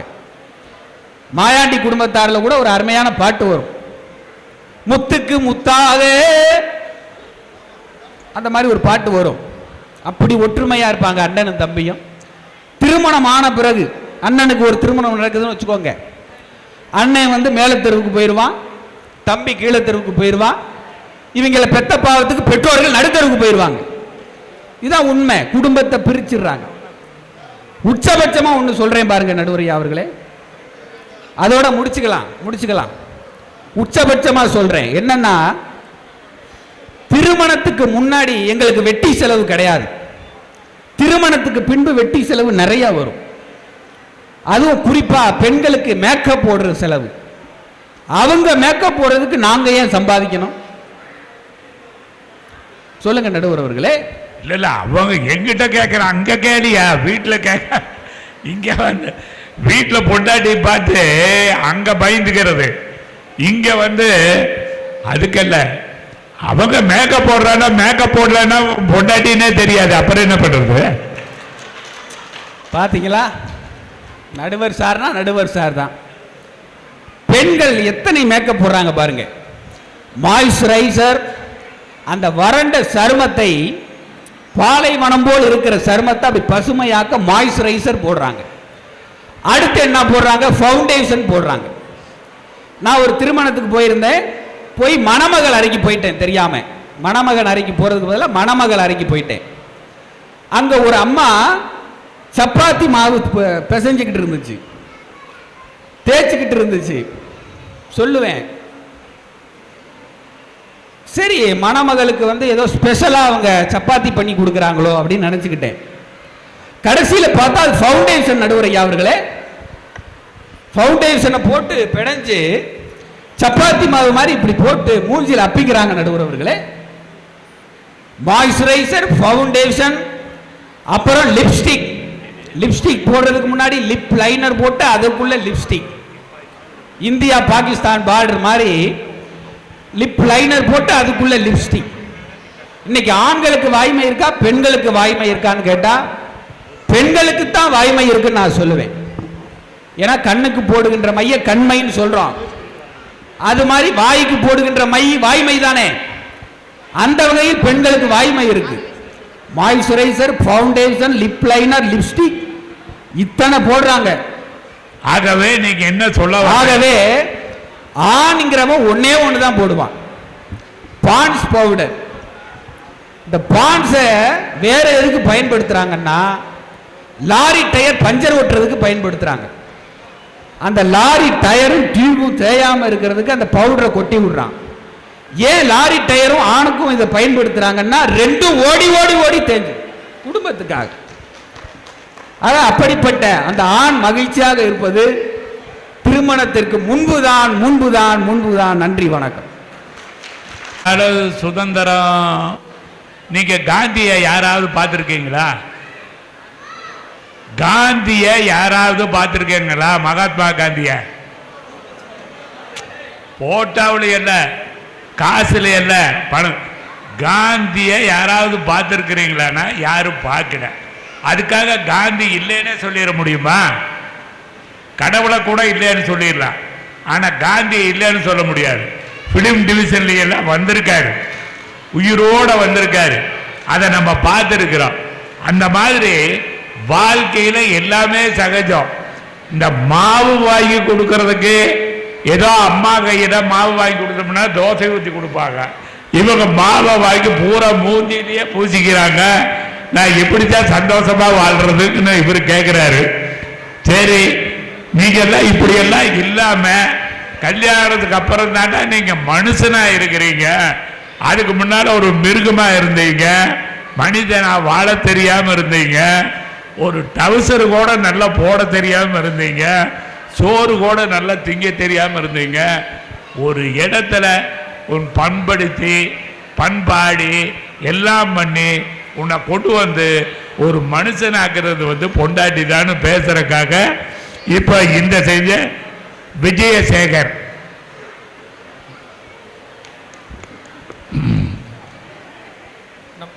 நம்ம நாகமுத்து வந்தார். வந்து செந்தமிழ் நாடுகளின் போட்டியில் பாட்டு பாடுவோம். ஏதோ கொஞ்சம் அழகாக பேசுவார்னு பார்த்தேன். பாவப்பட்டம் பொழுது அவருக்கு கிடைச்சது ஃபுல்லாகவே ஃப்ரிட்ஜ் சாப்பாடு தான் போல இருக்கு. கும்பகோணம் பேசும்போது கொஞ்சம் தெளிவாக பேசுங்க, எல்லாத்தையும் கேட்கணும் இல்லையா? பாவப்பட்ட மனுஷன் போல இருக்கு. வெறும் ஃப்ரிட்ஜு சாப்பிட்டே வந்திருக்காரு. அந்த துறையில் தான் அந்த பக்கம் உக்காண்டார் அவர். அதனால் அவர் தலைமை பார்க்காம போயிருக்க நினைக்கிறேன். வாழ்க்கை என்பதே மகிழ்ச்சியாக இருக்கிறோன்னா திருமணத்துக்கு பின்பு தான். அதை பார்க்கல. வாழ்க்கைக்கு முன்னே திருமணத்துக்கு வந்து வாழ்க்கையே கிடையாது. அது அப்பாவோடது. ரெண்டாவது சொன்னார், அம்மா உணவு நல்லா இருக்கும், அம்மா உணவு நல்லா இருக்குன்னாரு. அப்போ அம்மா உணவு நல்லா இருக்குன்னா அதுக்கு அவங்க அப்பா முடிவு பண்ணியிருக்கோம். அவங்க அப்பாவும் கல்யாணம் பண்ணாமல் போயிருந்தாருன்னா அவங்க அம்மா உணவு அவர் சாப்பிட்டது இருக்கு, அம்மாவே கிடச்சிருக்காது. அதனால் திருமணத்துக்கு பிறகு இருக்கக்கூடிய உறவுகள் தான் மகிழ்ச்சியானது. மொத்தத்தில் சொல்ல போனீங்கன்னா வாழ்க்கை என்பது வரம். ஆம், தேவதைகள் தந்த வரம். மனதை இனிமைகளை காணும்போது வருவது மகிழ்ச்சி, அதனை நினைக்கும் போது வருவது மகிழ்ச்சி, தொடும்போது வருவது, பார்க்கும்போது வருவதும் மகிழ்ச்சி, ஏன் கேட்கும் போதும் வருவது மகிழ்ச்சி. மொத்தத்தில் வாழும்போதும் ஆணுடன் பெண்ணும் பெண்ணுடன் ஆணும் இணைந்த பிறகு வருவதும் வாழ்க்கை தான் மகிழ்ச்சி. எனவே நடுவர் அவர்களே, மகிழ்ச்சியை பற்றி உங்களுக்கே தெரியும். ஏன்னா உங்களுடைய திருமண வாழ்க்கையும் எனக்கு தெரியும், காதல் திருமணம் தான். ஆனால் உங்களோட துணையார் ஒரு பேட்டியில் சொல்லியிருக்காங்க, காதலிக்கு முன் இருக்கக்கூடிய இணக்கம் எனது கணவர் இருக்கக்கூடிய புரிதலும் இல்லாமல் இருந்தது. ஆனால் திருமணத்திற்கு பிறகு எங்கள் இருவருக்கும் புரிதல் இருந்தது. முதல்ல இருக்கக்கூடிய கவர்ச்சி வந்து இனக்கவர்ச்சி மட்டும்தான். ஆனால் திருமணத்திற்கு பிறகு இயல்பற்ற வாழ்க்கையை தொலைச்சிட்டு மெய்யான வாழ்க்கை வாழ்ந்துட்டுருக்கோம் அப்படின்னு சொல்லியிருக்காங்க. எனவே நிச்சயமான நமக்கான ஒருத்தருடைய வாழும் வாழ்க்கையே மகிழ்ச்சியானது. மேலும் நடுவர்களே, ஒரு சின்ன நிகழ்ச்சி சொல்கிறேன். நம் காந்தி பிறந்த மண்ணில் ராஜாதி ராஜாவாய் வாழ்ந்தவன் சிறகடைக்க ஆசைப்பட்டு ஒருத்தியிடம் காதலில் சிக்கி என் ஜீவன் பாடுது காலமெல்லாம் காத்திருப்பேன் என்று பொய்யுரை கூறி காத்திருந்தார். அவளின் இதயத்தின் கதவுகளும் மெல்ல திறந்தது கதவு. அவளிடம் காலையும் நீயே மாலையும் நீயே என்றான் காதலன். ஒரு நாள் அம்மன் கோயில் கிழக்காலே அருகில் உள்ள இடத்தில் குங்குமச்சிமிழ் பரிசீலித்தான். அவளும் என் ஆசை மச்சான் என்று கூறி என் காதலின் பயணங்கள் முடிவதில்லை என்று பல்லிழித்தாள். என் ஆசை மச்சான் என்றும் நம் காதலின் பயணங்கள் முடிவதில்லை என்றும் பல்லிழித்தாள். நீங்க என்ன சொல்ல வந்தீங்களோ அதை பேசுங்க. நம்ம டைரக்ட் பண்ண படத்தை எல்லாம் பேசிட்டு இருந்த பிரயோஜனம் இல்லை. வந்த விஷயத்தை என்ன சந்தோஷமா இருக்கிறது சொல்லுங்க. நடுவர் அவர்களே, பாரதி சொன்னான், மனைவிக்கு கணவன் தரும் மரியாதை என்பது மண்ணில் உள்ள எல்லா உயிரும் தெய்வம் என்றால் மனையாலும் தெய்வமாகலாம். மண்ணில் உள்ள எல்லா உயிரும் தெய்வம் என்றால் மனையாலும் தெய்வம் என்றோ. அதனால் திருமணத்துக்கு பின்னால் வரக்கூடிய மகிழ்ச்சி தான் வந்து நல்ல மகிழ்ச்சி. ரெண்டாவது, நமக்கே தெரியும், ரூபாய் நோட்டில் 2 பக்கம் இருக்கும். அதில் ஒரு பக்கம் இருந்தாலும் செல்லாது, 2 பக்கத்தில் 2 வேறு ஒரு பக்கத்தில் 1 ரூபா நோட்டு, ஒரு பக்கம் 2வது புத்திரை இருந்தால் செல்லாது. அது கணவன் மனைவி என்று ஒரு நோட்டுக்கு 2 பக்கம் இருக்கக்கூடிய ஒரே ஏரியாவாக இருக்கணும். வேறு நோட்டாக இருந்தால் செல்லாது. எனவே மன வாழ்க்கைக்கு பிறகு கூட மகிழ்ச்சியும் குழந்தை பிறந்து வாழக்கூடிய வாழ்க்கை தான் மன நிம்மதி தருவது என்று கூறி நன்றிக்கு வாய்ப்பளித்து வாய்ப்புக்கு நன்றி அமைகிறேன். நன்றி. குடும்பத்துக்கு பின்னால சந்தோஷமா, அவர் வாழ்க்கையில சந்தோஷமா இல்லைன்னு நினைக்கிறேன். ஆமாம், கவிதை நம்ம இப்ப கேட்கிறவங்களுக்கு கவிதையாவெல்லாம் சொல்லி பிரயோஜனம் இல்லை. அது ஒரு நல்லபடியா நல்ல அவங்களுக்கு போய் சேரணும் இல்லையா? சினிமா மாதிரி எல்லாமே அவங்களுக்கு போய் சேர வேண்டிய ஒரு விஷயம். சரி, அடுத்தது கல்யாணத்துக்கு முன்னாலதான் இளைஞனா இருக்கும் போதுதான் நிச்சயமா ஒருத்த ஒரு பறவை மாதிரி, பறவை எப்படி சிறகடிச்சு வானல பறக்குதோ, பாசிங் கிளவுட்ஸ் எப்படி நகர்ந்து வருதோ மேகங்கள், அந்த மாதிரி அதோ அந்த பறவை போல வாழ வேண்டும்ங்கிற மாதிரி வாழ்க்கைய எந்த கமிட்மெண்ட்ஸும் இல்லாம, யாரும் நம்மளை தொந்தரவு பண்ணாம நம்ம சந்தோஷமா வாழணும்னா அந்த பருவம் இளைய பருவம் தான். அது கல்யாணத்துக்கு முன்னாலதான் பேசுறதுக்காக பிரியாங்கிறவங்க வர்றாங்க.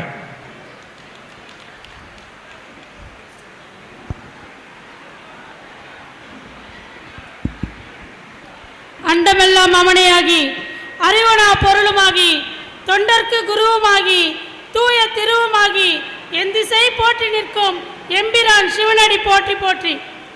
தனம் தரும், கல்வி தரும், ஒரு நாளும் தளர்வழியா மனம் தரும், தெய்வ வடிவம் தரும், நெஞ்சில் வஞ்சமல்லா இனம் தரும், நல்லவை எல்லாம் தரும் அன்பர் என்பவருக்கே அபிராமி கடைக்கண்களே.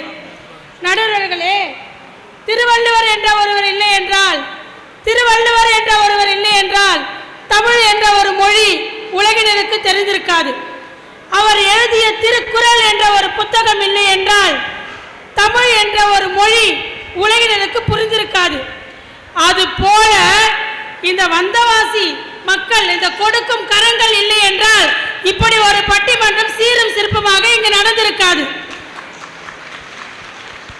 நடுவர்களே, உங்களை பார்த்த உடனே எனக்கு ஒன்று தோணுச்சு. என்ன தெரியுமா? துலாத்தட்டில் உம்மை வைத்து, துலாத்தட்டில் உம்மை வைத்து நிகழ் செய்ய பொன்னை வைத்தால் துலாபாரம் தோற்காதோ பேரழகே. இப்படி அழகா ஒரு நடுவர் பொய் சொல்றதுக்குன்னே ஸ்டேஜுக்கு வந்தா என்ன இல்ல, முதல்ல என்ன பத்தி பாடலாம் நினைச்சேன். சுந்தரம்னா அழகு, அப்புறம்தான் முருகன். அழகுனா முருகன், அதெல்லாம் பேரெல்லாம் நல்லா வச்சுட்டாங்க. அதுல எல்லாம் இந்த அழகனுக்கு பொண்ணு கொடுத்து இவங்கூடையும் ஒரு 45 வருஷமா வாழ்ந்துட்டு இருக்கிற அந்த மாதிரி விஷயத்தை சொல்லாம பொண்டாட்டி ஒருத்தி தான் சொல்லணும். சொல்லுங்க, இன்னும் கடைசி வரைக்கும் எவ்வளவு பொய் சொல்லுவீங்கன்னு பார்ப்போம். நடுவர்களே, ஏன் சொன்னா முதல்ல என்ன புகழ்ந்துக்கலாம்னு சொன்னேன். நடுவர்களே, நான் நடந்தா நயன்தாரா, திரும்பி பார்த்தா த்ரிஷா, சிரிச்சா சிம்ரன், ஆஹா என்பார்கள் அடடா என்பார்கள் என்னை பார்த்த எல்லோரும், 3 வினாடி என்னை கண்டாலே நெஞ்சில் தாக்கும் மின்சாரம், மூச்சு விடும் ரோசா பூ பார்த்ததில்லை யாரும் தான், என்னை பார்த்தாலே அந்த குறை தீரம் தான். இப்படி அழகா இருக்க என்ன பார்த்து என் புருஷன் வரும்போது நடுவர்களே, நான் எவ்வளோ அழகாக பச்சை கலர் புடவை கட்டினு வந்திருக்கேன். என்னை பார்த்து மாமா மாமா பட்டிமன்றம் போகிறேன், என்ன போயிடுறியாப்பா, போய் தொலைஞ்சா, இந்த பச்சை புடவை எப்படி இருக்கு? பச்சை புடவையே இது சிகப்பு கலரில் நல்லா தான் இருக்கு. நடுவர்களே, சிகப்பு கலரா? இந்த மாதிரி ஒரு புருஷனை வச்சுட்டு எப்படி சந்தோஷமா இருக்க முடியும்? புருஷன்னா புகழணும். ஒரு புடவை கட்டிட்டு வந்தா எப்படி புகழணும்? புகழ்ற அளவுக்கு இருக்கணும். நடுவர்களே, புது சேலை கட்டி வந்தோம், புது சேலை கட்டி வந்தோம். சும்மா சோறு செஞ்சு போட்டா போதுமா? நல்லா இருக்கணும்ல. நடுவர்களே, எனக்கெல்லாம் என்ன குறை? அப்படியே அறிஞர் என்ன சொல்லுது, அண்ணாக்கு பிடிச்சது யாரு? கலைஞருக்கு பிடிச்சது அண்ணா. அரக்கோணத்துல இப்படி ஒரு பொண்ணா அப்படின்னு இந்த வந்தவாசி மக்கள்லாம் வியந்து பார்க்குறாங்க. கை தட்டுங்க நடுவர்களே. இந்த வந்தவாசி மக்கள்லாம் யாரு தெரியுமா?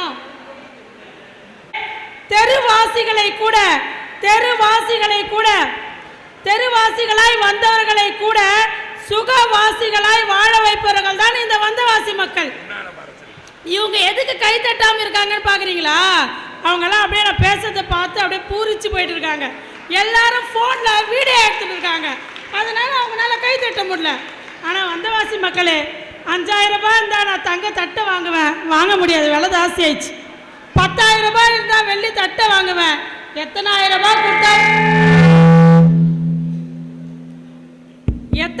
ரூபாய் கொடுத்தா நான் உங்கள் கை தட்டை வாங்குவேன். நீங்கள் கை தட்டினாதான் எங்களுக்கு பேமெண்ட்டு. கொஞ்சம் பார்த்து செய்யுங்க எதுவாக இருந்தாலும். நடுவர்களே, எனக்கு ஒரு சந்தேகம். இவங்கெல்லாம் யார் தெரியுமா? இவளை போல கட்ட முடியலையேன்னு அங்கே, அவளை போல கட்ட முடியலையேன்னு அங்கே, எவளை போலையும் கட்ட முடியலையேன்னு இங்கே, இப்படி நிறைய பேர் உக்காந்து இருக்காங்க. நல்ல தலைப்பு தான். திருமணம்னா என்னங்க? கல்யாணம் என்றால் வெறும் பேச்சு அல்ல, மீனாட்சி சுந்தரேசா வாங்க வாங்க என்று சொல்லணும், வந்தவங்க வயிறு நிறையணும். இப்படி அன்னைக்கு அம்மி பார்த்து அருந்ததி பார்த்து, அம்மி மிதிச்சு அருந்ததி பார்த்து கல்யாணம் பண்ணாங்க. இன்னைக்கு அப்பா அம்மாவே வாங்கன்னு சொல்றதில்ல. அந்த திருமணத்தில் எங்க நடுவர்களை மகிழ்ச்சி இருக்க போது? மகிழ்ச்சி மகிழ்ச்சின்னு பேச வந்துட்டீங்க. இல்லை, ஜல்லிக்கட்டில் காளையை கூட அடக்க முடியுது, ஆனால் கட்டின மனைவியை அடக்க முடியல நடுவர்களை. இங்கே நிறைய பேர் ஆனால கட்டின மனைவியை அடக்க முடியலன்னா அடக்க முடியுமா? இப்படி பாடுனா அவன் எப்படித்தான் தூங்குவா? நம்ம என்ன சுசீலாவா? நீங்க பாட்டுக்கு பாடி அது பாட்டுன்னு சொல்லி, நாங்க பாட்டுக்கு கேட்டு நீங்க பாட்டுக்கு பேசி பாடி. நடுவர்களே, இந்த இந்த டிசம்பர் மாதம் குளிர்ல திருமணத்தில் மகிழ்ச்சி இருந்தால் அவங்கவுங்க வீட்டில் உக்காந்துருப்பாங்க. 2 மணி நேரம் அந்த நச்சிருப்பே வேணாம் தான் இங்கே வந்து நம்ம முன்னாடி உக்காந்து இருக்காங்க. இங்கேயும் வந்து நம்ம உயிர் எடுத்தோம்னா சந்தோஷமா வச்சிருக்கணும்ல நடுவர்களே. நான்லாம் அன்னைக்கெல்லாம் எப்படி ஜாலியா இருந்தேன். ஷெல்லல்லா ஷெல்லல்லா. நீ ஜாலியாதாம்மா இருப்ப, உன்னை கட்டின விட சொல்ற. ஆமா, கல்யாணத்துக்கு முன்னாடி அவரு கூட ஜாலியா தான் இருந்தாரு, முஸ்தபா முஸ்தபான்னு. ஆனா இன்னைக்கு மனுஷன் 3 முடிச்சால முட்டால ஆன போய் கேளு கேளு தம்பின்னு பாட்டுன்னு இருக்காரு. பாட்டு அது என் படத்துல தான் அந்த பாட்டு, அம்மன் கோயில் கணக்கான தான் பாட்டு. இப்படி பாடுனா இப்படி பேசுனா அவனும் பாவம் மனுஷன் தானே. நடுவர்களே, அன்னைக்கெல்லாம் முருகனுக்கு ஓம் சொல்லுவாங்க. ஆனால் இன்னைக்கெல்லாம் பொண்டாட்டிக்கு ஊன் சொல்றதுலேயே வாழ்க்கை போகுது நடுவர்களே. இவங்கெல்லாம் மகிழ்ச்சியாக இருக்காங்க. நான் நினச்சிட்டு இருக்கீங்க, இவங்கெல்லாம் யார் தெரியுமா? பிரியாணி ஃபேன்ஸு. அதாவது பிரியாணியில் எப்படி தான் பட்டை லவங்க சோம்பு கசகசான்னு சேர்ந்து வந்தாலும் எல்லாத்தையும் தூக்கி போட்டு தூர் வாடுற மாதிரி வாழ்க்கையில் எவ்வளோதான் கஷ்டப்பட்டாலும் நொந்து நூடுல்ஸ் ஆனாலும் சந்தோஷமாகிற மாதிரி நடிக்கிறாங்க. மக்கள் நடிக்கிறாங்க. நல்லவங்களா அவங்க நடிக்கிறாங்களா? நடிக்கிறாங்க. ஆனால் உண்மையான சந்தோஷம் வந்து அங்கே இல்லை. இதுதாங்க பூ மாதிரி இருக்கிற முகத்துக்கு இந்த புல்லு முளைக்கிற முகத்துக்கு இருக்கிற வித்தியாசம். அவங்களுக்கு பூ மாதிரி இருக்கிற முகம், என்ன வேணாலும் பொய் சொல்லலான்னு முடிவு பண்ணிட்டாங்க. நம்ம பாவம் ஆம்பளைங்க, பாவம் நம்ம பாவம் ஆம்பளைங்க, அவங்க பொம்பளைங்க. நடுவர்களே, அன்னைக்கெல்லாம் வந்து நாங்கெல்லாம் வந்து ட்ரெஸ் பண்ணிட்டு போனோம்னா அப்படியே வந்து ஒரு திருவிழாலாம் ரொம்ப சந்தோஷமா இருக்கும். அதாவது நிறைய பேர் வந்து அம்பால பார்க்கலான்னு வராங்களா இல்லையோ, நம்பால பார்க்கலான்னு வருவாங்க. அதில் எங்களுக்கும் ஒரு சந்தோஷம் கிடைச்சிச்சு. ஆனால் இன்னைக்கு நாங்கள் திருவிழா போகிறோம். எப்படி தெரியுமா? அன்றைக்கெல்லாம் திருவிழா போனால் பூ இருக்கா, பொட்டு இருக்கா, பட்டுப்புடவை இருக்கா, நகை நட்டு இருக்கான்னு பார்ப்போம். இன்னைக்கு பச்சரிசிக்குதா, வெள்ளங்குதா, பொங்க கூட தூக்கின்னு பார்த்து கட்டை பேக் இருக்குதான்னு பார்த்துட்டு இருக்கோம் நடுவர்களே. இதில் எங்கிருந்து உங்களுக்கு சந்தோஷம் வந்துட்டு இருக்கோம்? அன்றைக்கெல்லாம் எங்கள் அப்பா என்னை கல்யாணம் பண்ணும்போது 65 சவரம் நகை போட்டு அனுப்பிச்சாருங்க. ஆனால் அத்தான் கூப்பிட்டேன். பொண்ணை எல்கேஜி சேர்க்கறதுக்கு அத்தான், நெக்லஸ் எல்லாம் அத்தான், காலேஜ் சேர்க்கறதுக்கு மொத்தத்தையும் அத்தான். இன்னைக்கு வந்து இதை பட்டிமன்றம் பேசுகிற மைக் பிடிக்கிற கைக்கு ஒரு மோதிரம் கூட இல்லை. இதுக்கெல்லாம் எப்படி சந்தோஷம் இருக்குன்னு நினைப்பீங்க நீங்கள்? நான் பாட்டுக்கு சிவனே தான் இருந்தேன். கல்யாணம் ஒருவேளை நீ தங்கமா இருக்கிறீங்க, எதுக்கு தங்கான்னு கொண்டு போய் வித்துட்டா இருக்குது நடுவர்களே. இப்பதான் நடுவர்களே உண்மையே சொல்லி நான் தங்கான்னு சொன்னோம்னா அவன் உரசி பார்த்துட்டா. நடுவர்களே, ஒன்னே ஒன்று மட்டும் சொல்லிடுறேன். கல்யாணம் ஆகாத அனுமன் அன்னைக்கு கல்யாணம் ஆகாததுனால தான் சீதாவை இலங்கையில் போயிட்டு கடல் தாண்டி கண்டுபிடிச்சி கூட்டின்னு வந்தார். அந்த மனுஷனுக்கு மட்டும் கல்யாணம் ஆயிருந்துச்சுன்னா ராமபிரான் கூப்பிட்ட உடனே இந்த அம்மா கேட்டிருப்பாங்க, யார் கூப்பிட்டது? ஃப்ரெண்டு கூப்பிட்டானா? இந்த அம்மா எங்கே போகிற? போகும்போதே எங்கே போகிறேன்னு கேட்டுருந்தா உருப்பட்டுருக்குமா? ஐயா கடல் தாண்டியா போகிறேன், அங்கேயே முடிச்சுட்டு இருக்கோம்.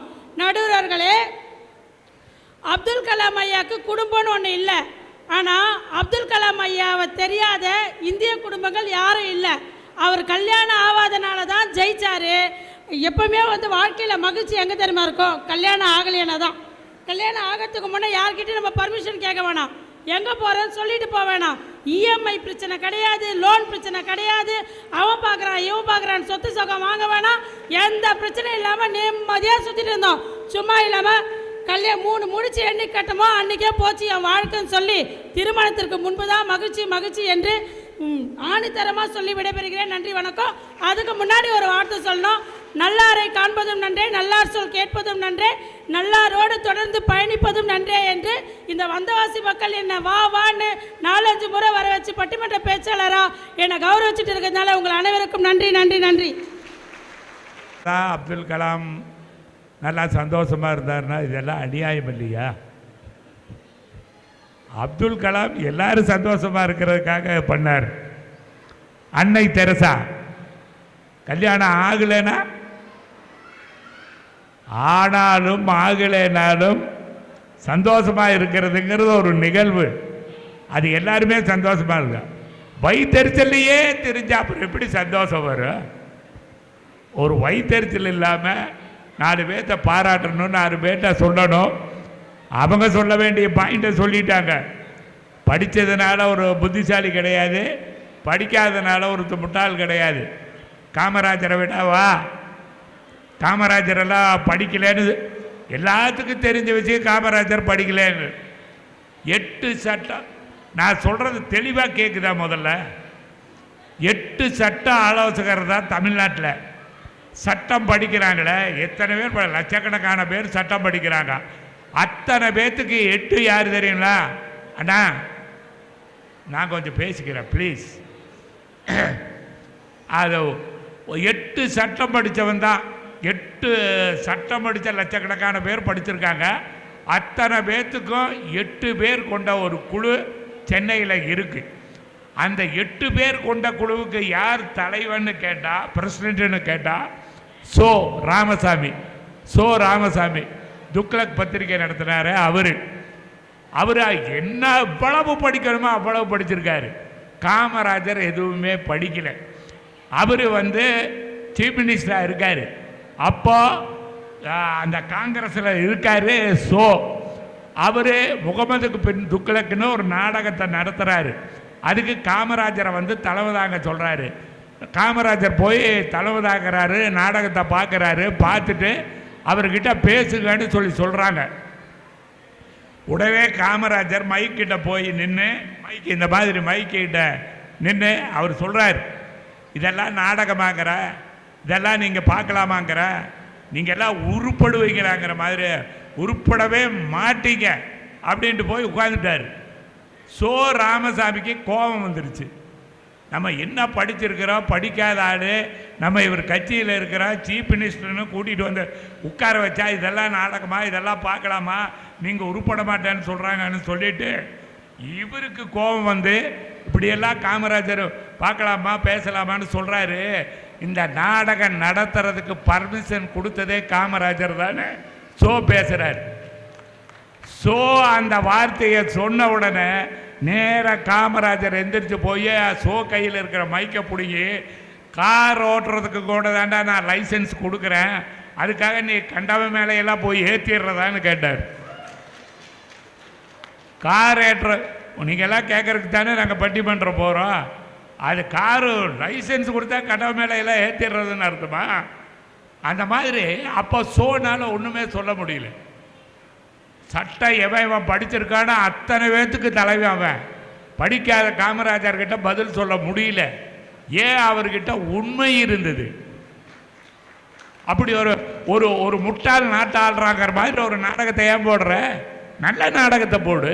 கார் ஓட்டுறதுக்கு லைசன்ஸ் கொடுத்தா அதுக்காக கண்ட மேலே இல்லை ஏற்றிடுறதுன்னு அர்த்தம் இல்லை. நல்ல நாடகத்தை போடு, ராமாயணம் போடு, மகாபாரதம் போடுங்கிற மாதிரி குடும்ப நாடகத்தை போடுன்னு அவருடைய ஆற்றல் படிக்கலைங்கிறதுனால அல்ல, மக்கள் நல்லா இருக்கணும்னு நினச்சார் இல்லையா. அடுத்தது இப்போ இந்த சைடில் இருந்து வாங்கம்மா, உங்கள் தமிழ் குழலி யாழினி. அனைவருக்கும் மாலை வணக்கம். யாழன் வந்தவாசி மண்ணை நேசி, வந்தவாசி மாத்தி யோசி, வந்தவாசி கைராசி, வந்தவாசி தமிழை நேசி. இந்த 4த்துக்குமே விளக்கம் இருக்கு.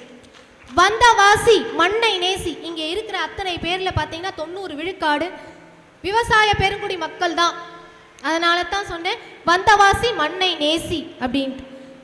வந்தவாசி மாத்தி யோசி, ஏன் அப்படி சொன்னோன்னா, அவங்க விவசாயம் மட்டும் நாங்கள் பண்ணுறது இல்லைங்க ஐயா, பல தொழில்களை பண்ணுறோம். அதற்கு சாட்சியாக தான் நீங்கள் வரும்போது அத்தனை தொழில் அதிபர்களுக்கும் நீங்கள் வந்துட்டு பொன்னாடை போர்த்தி கௌரவம் செய்தீர்கள். நாங்கள் மாற்றி யோசிப்போம். அது மட்டும் இல்லை, உழைப்பு உயர்வு இருக்குன்னா அந்த இடத்துல கண்டிப்பாக கைராசி இருக்கும். அதனால அவங்க எல்லாம் கைராசிக்காரங்க தான். அதனால வந்தவாசி மண்ணை நேசி, வந்தவாசி மாத்தி யோசி, வந்தவாசி கைராசி, வந்தவாசி தமிழை நேசி. அவர்கள் தமிழை நேசிப்பவர்கள். அதனால தான் ட்விட்டர், இன்ஸ்டாகிராம் எல்லாமே கைக்குள்ள அடக்கமா கைபேசி இருந்தும் உங்கள் தமிழை ரசிக்கிறார்கள். அதனால தான் அவங்க ஏன் தெரியுமா கை தட்டல, அவர்கள் தமிழை ரசிப்பதில் கைத்தட்ட மறந்து விட்டார்கள். ஏனென்றால் அவர்கள் ரசிகர்கள். அதனால் தான் சொல்கிறேன் வந்தவாசி தமிழை நேசி என்று சொல்லி, வந்தை மண் மைந்தர்களுக்கு, என்னுடைய மக்களுக்கு, வந்தவாசி தமிழ் மண் இங்கே இருக்கக்கூடிய அத்தனை விவசாய பெருங்குடி மக்களுக்கும் தொழில் அதிபர்களுக்கும் எல்லோருக்கும் என்னுடைய மாலை வணக்கத்தை தெரிவித்து, இன்னைக்கு வந்துட்டு ஒரே ஒரு படம் பண்ணிட்டு டைரக்டர் ஆயிட்டு அவங்க வந்துட்டு செலிபிரிட்டி ஆயிடுறாங்க. ஆனால் 25 படங்களை பண்ணி ஒரு ஆளுமையாக தன்னை நிலைநிறுத்தி 40 வருடங்கள் கடந்தும் அவர் பண்ண படங்கள் இன்றும் பேசப்படுதுன்னா அப்படின்னா அவர் எவ்வளோ பெரிய டைரக்டராக இருப்பார், எத்தனை பெரிய ஆளுமையாக இருந்திருக்க வேண்டும் அந்த தமிழ் சினிமாவில். அப்படிப்பட்ட ஒரு ஆள் நம்மளுடைய வந்தவாசிக்கு வந்திருக்கிறார்னா அது வந்தவாசிக்கு கிடைத்த ஒரு பெருமை. ஆகவே உங்களையும் வரவேற்று என்னுடைய சக நண்பர்கள், அதாவது அந்த டீமும் சரி இந்த டீமும் சரி, 2 டீமையுமே எங்கள் வந்தவாசிக்கு வருக வருக அப்படின்னு வரவேற்று என்னுடைய உரையை துவக்குகிறேன்.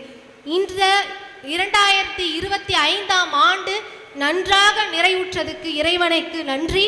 2026ஆம் ஆண்டை எதிர்நோக்கி அனைத்து மக்களும் எதிர்நோக்கி கொண்டிருக்கிறார்கள். அவர்களுக்கு இறைவன் அத்துணை எல்லாம் வல்ல இறைவன் அத்துணை ஆசீர்வாதத்தையும் தர வேண்டும் என்று வணங்கி இந்த வாய்ப்புக்கும் நன்றி கூறி என் உரையை துவக்குகிறேன்.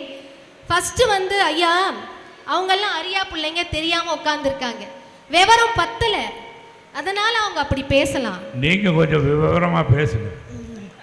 அதனால அவங்க பேசலாம் ஐயா, நீங்க அவங்களுக்கு சப்போர்ட் பண்ணலாங்களா? நீங்க 25 படம் பண்ணதுல 5 படங்கள் வந்துட்டு பார்த்தீங்கன்னா மணி மகுடமாக இன்றும் பேசப்படுகிறது. அதுல வைதேகி காத்திருந்தால் அது ஒரு காதல் காவியம். அது மட்டுமல்ல, சமுதாயத்தில் ஒரு புரட்சி பண்ண படமும் கூட. கைம்பெண்ணிற்கு மறுமணம் தேவை என்று பேசப்பட்ட ஒரு படம், சமுதாயத்தை வந்துட்டு திருத்தணுன்றதுக்காக எடுக்கப்பட்ட ஒரு படமாக கூட நம்ம சொல்லலாம். அடுத்து வைதேகி மெல்ல திறந்தது கதவு, இதுவும் ஒரு காதல் காவியம், முக்கோண காதல் கதை. அதற்கு பிறகு ராஜாதி ராஜா சூப்பர் ஸ்டார் ரஜினிகாந்த் நடித்த படம். அதுலேயும் பார்த்தீங்கன்னா ஒரு இடத்துல ரஜினி சார் வந்துட்டு கோழையாக இருப்பார், தன் தாய்க்காக வீரமாக மாறுறார் அந்த இடத்துல. அப்போ இந்த இடத்துல ஒரு குரல் சொல்லாமல் சொல்லப்படுது, திருக்குறள். என்னன்னா, அறத்திற்கே அன்பு சார்பென்ப அறியார், மரத்திற்கும் மக்தே துணை துணை. அவன் கோழை தானே, அவன் அன்புக்கு மட்டும் தான் கட்டுப்பட்டு இருப்பான்னு நினச்சிக்காதீங்க, அந்த அன்பு அவனை வாள் வீச கூட செய்யும் அப்படின்னு சொல்லாம சொல்லி ஒரு செய்தியை சொல்லியிருக்காங்க. இப்படி குடும்பங்கள் கொண்டாடிய வெற்றி தான் இன்னைக்கு 40 ஆண்டுகள் கழித்தும் அந்த 25 படங்கள்ல 5 படங்கள் மணி மகுடங்களாக ஜொலித்து கொண்டு இருக்குது என்றால் இது குடும்பங்களின் வெற்றி, தமிழக குடும்பங்கள் தந்த வெற்றி. ஏன், அது எல்லாமே குடும்ப படங்கள். அந்த குடும்ப படங்களுக்கு அடிப்படை என்ன? திருமணம். அந்த திருமணம் இப்படித்தான் இருக்க வேண்டும் அப்படின்னு இருக்கும் பொழுது மகிழ்ச்சியை தருகிறது. அது தடம் மாறி போகும் பொழுது மகிழ்ச்சியை தருவது அல்ல. 2 நாட்களுக்கு முன்னாடி இன்ஸ்டாகிராம் பக்கத்தில் ஒரு பதிவு பார்த்தேன். அவர் வந்துட்டு என்ன சொல்கிறாருன்னா, நான் ரொம்ப நல்ல மனுஷன், நான் யாரோட வம்புக்கும் போக மாட்டேன், எதுவும் பண்ண மாட்டேன். எங்கள் எதிர்த்த வீட்டுக்கார் பார்த்தீங்கன்னா 4 கார் வச்சுருக்கிறாரு, 2 வீடு வச்சுருக்கிறாரு, 2 பைக் வச்சுருக்காரு. இந்த வீட்டுக்காரு ஒரு நகை கடைக்கு முதலாளி, நான் நிறைய சொத்துக்கள் இருக்குது, நான் அதை பற்றி கூட பொறாமப்பட்டதில் பேசினதில்லை. இந்த சைடு பேங்க் மேனேஜர், அவரும் பார்த்தீங்கன்னா பொண்டாட்டிக்கு 20,000 நகை வாங்கியிருக்காரு, பல ஃப்ளாட் வாங்கியிருக்காரு. அது மட்டும் இல்லை, பல தொழில்களையும் செய்து வருகிறார். நான் அதை பற்றியும் சொல்லலை. ஆனால் நான் ஒரே ஒரு சின்ன வீடு வச்சுருந்தேங்க, அதை எவனோ போய் என் பொண்டாட்டிக்கிட்ட சொல்லியிருக்கான். இப்படி இருந்தால் திருமண வாழ்க்கை எப்படி நன்றாக இருக்கும்? நாம் கார் வாங்கினா ரோட்டில் தான் ஓட்டணும், பைக் வாங்கினாலும் ரோட் தான் ஓட்டணும், கப்பல் வாங்கினா எதில் ஓட்ட முடியும்? தண்ணியில் தான் ஓட்ட முடியும். செயற்கையான இந்த பொருட்களுக்கு இதை இப்படித்தான் செய்ய வேண்டும், இப்படித்தான் ஓட்ட வேண்டும் என்ற முறைகள் இருக்கும் பொழுது, உயிருள்ள பொருட்கள் 2 பொருட்கள் என்ன, கணவன் மனைவி அப்படின்ற அவங்க மேரேஜ் லைஃப்குள்ளே இணையும் பொழுது இப்படித்தான் வாழணும், இதுதான் சிலபஸ், இப்படித்தான் நீங்கள் சிஸ்டமேட்டிக்காக இருக்கணும் அப்படின்னு ஏற்கனவே நம்ம முன்னோர்கள் கொடுத்துருக்காங்க. அதுபடி வாழும் பொழுது பிரச்சனைகள் இருக்கிறதில்ல, மகிழ்ச்சி தான் மிஞ்சுது. ஆனால் எப்பெல்லாம் நீங்கள் அந்த கரையை கடக்கிறீர்களோ, எப்பெல்லாம் தரம் புரண்டு போகிறீர்களோ, அப்பொழுதுதான் கசப்பு மிஞ்சுகிறது. எனது சகோதரர் பேசும்போது சொன்னார், 1 வருஷத்துக்கு முன்னாடி ஆட்டின சட்னி வந்துட்டு ஃப்ரிட்ஜில் இருக்குது அப்படின்ட்டு. இருக்கட்டும், தப்பில்லை. நீங்கள் கல்யாணத்துக்கு சீர்வரிசையாக ஃப்ரிட்ஜ் இருக்கா டிவி இருக்கான்னு ஏன் சார் கேட்குறீங்க? ஃப்ரிட்ஜு தேவையில்லை, பணம் தேவையில்லை, நகை தேவையில்லை, எந்த ஆடம்பர பொருட்களும் தேவையில்லை. நான் ஒரு ஆண், நீ கட்டிய சேலையோடு வா அப்படின்னு சொல்லுங்க சார், உங்களுக்கு டெய்லி சட்னி புதுசாகவே கிடைக்கும். ஏன் அதை எதிர்பார்க்குறீங்க? எதிர்பார்க்காதீங்க. நீங்கள் ஒரு ஆண் மகன் அல்லவா? வீட்டிலேருந்து இதை கொண்டு வா அதை கொண்டு வான்னு ஏன் கேட்குறீங்க? வரதட்சணைன்ற பேரில் ஏன் கேட்குறீங்க? கேட்காதீங்க. பெண்கள் இப்போ பொம்பளைக்கு ஜெயிச்சிட்டாங்க பெண்கள், அதனால் பேசுகிறாங்க. இப்போ பையனுக்கு தான் பொண்ணு கிடைக்க மாட்டேங்குது, அவன் நிலைமை தான் பரிதாபமாக இருக்குது. இப்போ பார்த்தா பொண்ணு கிடைக்கிறது, என் பசங்களுக்கே பொண்ணு கிடைக்கல, பொண்ணுகள்லாம் கிடைக்கிது.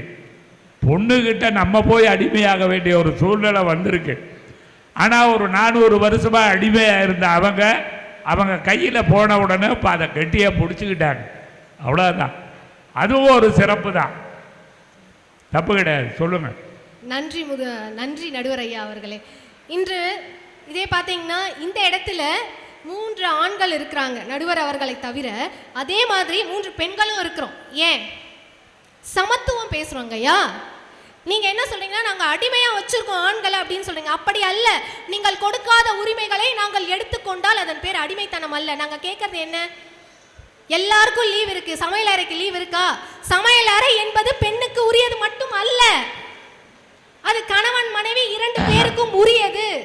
அது சரிம்மா, சுனாமியில் யாருமே வந்து நகை வேணும் பணம் வேணும்னு கேட்கல, சாப்பாடு வேணும்னு தான் கேட்பாங்க. சமையல் கட்டுகிறது கடவுள் இல்லைன்னு சொல்கிறவன் இருக்குதுன்னு சொல்கிறவனு சாப்பிட்டு தான் ஆகணும். அது மாதிரி சாப்பாடுங்கிறத அந்த ஒரே கஞ்சி வடிக்கிறீங்கிறதுக்காகவே எங்களை கஞ்சி காய்ச்சினா நாங்கள் ஒத்துக்கணுமா அப்படின்னு இவங்க கேட்குறாங்க, நாங்கள் கேட்கல. எங்களோடு பகிர்ந்து கொள்ளுங்கள் தான் சொல்கிறோம். நான் சமைக்கிறேனா நீங்கள் காய் வெட்டி கொடுங்க, நான் சாம்பார் வைக்கிறேனா நீங்கள் பொங்கலுக்கு எனக்கு ஹெல்ப் பண்ணுங்க. 2 மணி நேரம் நான் வேலை செய்கிறேன்னா அன்பெய்டு ஒர்க். இன்னைக்கு வந்துட்டு எல்லாருமே வந்துட்டு லேபர் ஃபோர்ஸில் வந்துட்டு என்னென்னவோ லாஸ் கொடுக்குறாங்க. ஆனால் பெண்கள் வந்துட்டு விலையே கொடுக்க முடியாத சில வேலைகளை நாங்கள் செய்து கொண்டு தான் இருக்கோம், அன்பெய்டு ஒர்க். இன்றைக்கி வந்துட்டு பார்த்திங்கன்னா ஹிந்து நியூஸ் பேப்பரில் 2 நாளைக்கு முன்னாடி கொடுத்துருக்காங்க, விமென் வந்துட்டு ஒரு லேபர் ஃபோர்ஸாக இருக்காங்க, 8 hours ஒர்க் பண்ணுறாங்க. ஆனால் அதுக்கு மேலே 4.5 hours எக்ஸ்ட்ராவாக அவங்க வீட்டில் வேலை செய்கிறாங்க, அதுக்கு அவங்க பேவே வாங்கறது இல்லை. இதை நியாயமாக ஒத்துக்கிறீங்களா? அன்னி பேசன் தம்மையார் வந்து ஜெயிலில் நெருப்பு வச்சாங்க. கோயம்புத்தூர் பாபு சிதம்பரனார் செக்கெடுத்த அந்த செல்லில், அந்த ஜெயிலில், கோயம்புத்தூரில் அந்த ஜெயிலில் அன்னி பேசன் தம்மையார் தான் முதல் சமையல் பண்ணுறதுக்காக நெருப்பு வச்சாங்க. இதுவரைக்கும் அணையிற. அது என்னன்னா சாப்பாடு, அது எல்லாரும் வாரணும்னா சாப்பிட்டாகணும். இந்த ஒரு சேரை வச்சுக்கிட்டு நான் அப்படி பண்ணேன் இப்படி பண்ணேன் உங்கள் குடும்பத்துக்கே சமைச்சு வச்சேன். ஏன் சமைக்கலையா? எங்கள் அம்மா எல்லாம் சமைச்சாங்க. எப்படி சமைச்சாங்க? புளி கிடைக்கல, எலுமிச்சை பழம் கிடைக்கல, வெறும் தண்ணியில் ரசம் வைக்கலையா? நல்லா வைக்கலையா? அது அல்ல நம்முடைய கடமையில். வெறும் தண்ணியில் ரசம் வச்சாலும் நம்ம நல்லா தானே பொம்பளைங்க வைக்கிறாங்க. சிறுவாணி தண்ணியில் சாப்பாடு நல்லா இருக்குதுன்னு கோயம்புத்தூரில் சொல்லுவாங்க. அதே சிறுவாணியிலிருந்து நான் கல்யாணம் பண்ணிட்டு வந்தது தான் என் ஒய்ஃபு. இங்கே மெட்ராஸ் தண்ணியில் கூட நல்லா சாப்பாடு பண்ணுறான். நல்லா பண்ணுறவங்க எங்கே வேணாலும் பண்ணுறாங்க. பண்ண முடியாதவங்க பண்ணாதவங்க தான் பேசிகிட்டே இருப்பாங்க. நீங்கள் பேசுங்க. சமையலறை மட்டுமல்ல, நிறைய வேலைகளை வந்துட்டு பெண்கள் வந்துட்டு சுமந்துட்டு தான் இருக்காங்க. நாங்கள் என்ன சொல்கிறோன்னா, எங்கள் தோளுக்கு இணையாக ஒரு தோள், நாங்கள் அழும்போது எங்கள் கண்ணீரை துடைக்க ஒரு கை, என்ன நடந்தாலும் நான் இருக்கிறேன் சப்போர்ட்டுக்கு எங்கள் கணவரோ இல்லை எங்கள் குடும்பமோ. அதைத்தான் இன்றைய பெண் சமுதாயம் எதிர்பார்க்கிறது. ஏன்னா அன்னைக்கு வந்துட்டு நிறைய அம்மாக்கள் சமைச்சாங்க, எல்லாமே பண்ணாங்க. ஆனால் அன்னைக்கு வந்து பார்த்தீங்கன்னா 80 விழுக்காடு பெண்கள் வீட்டில் தான் இருந்தாங்க. ஆனால் இன்னைக்கு 80 விழுக்காடு பெண்கள், படித்த பெண்கள் வேலைக்கு போயிட்டு இருக்காங்க.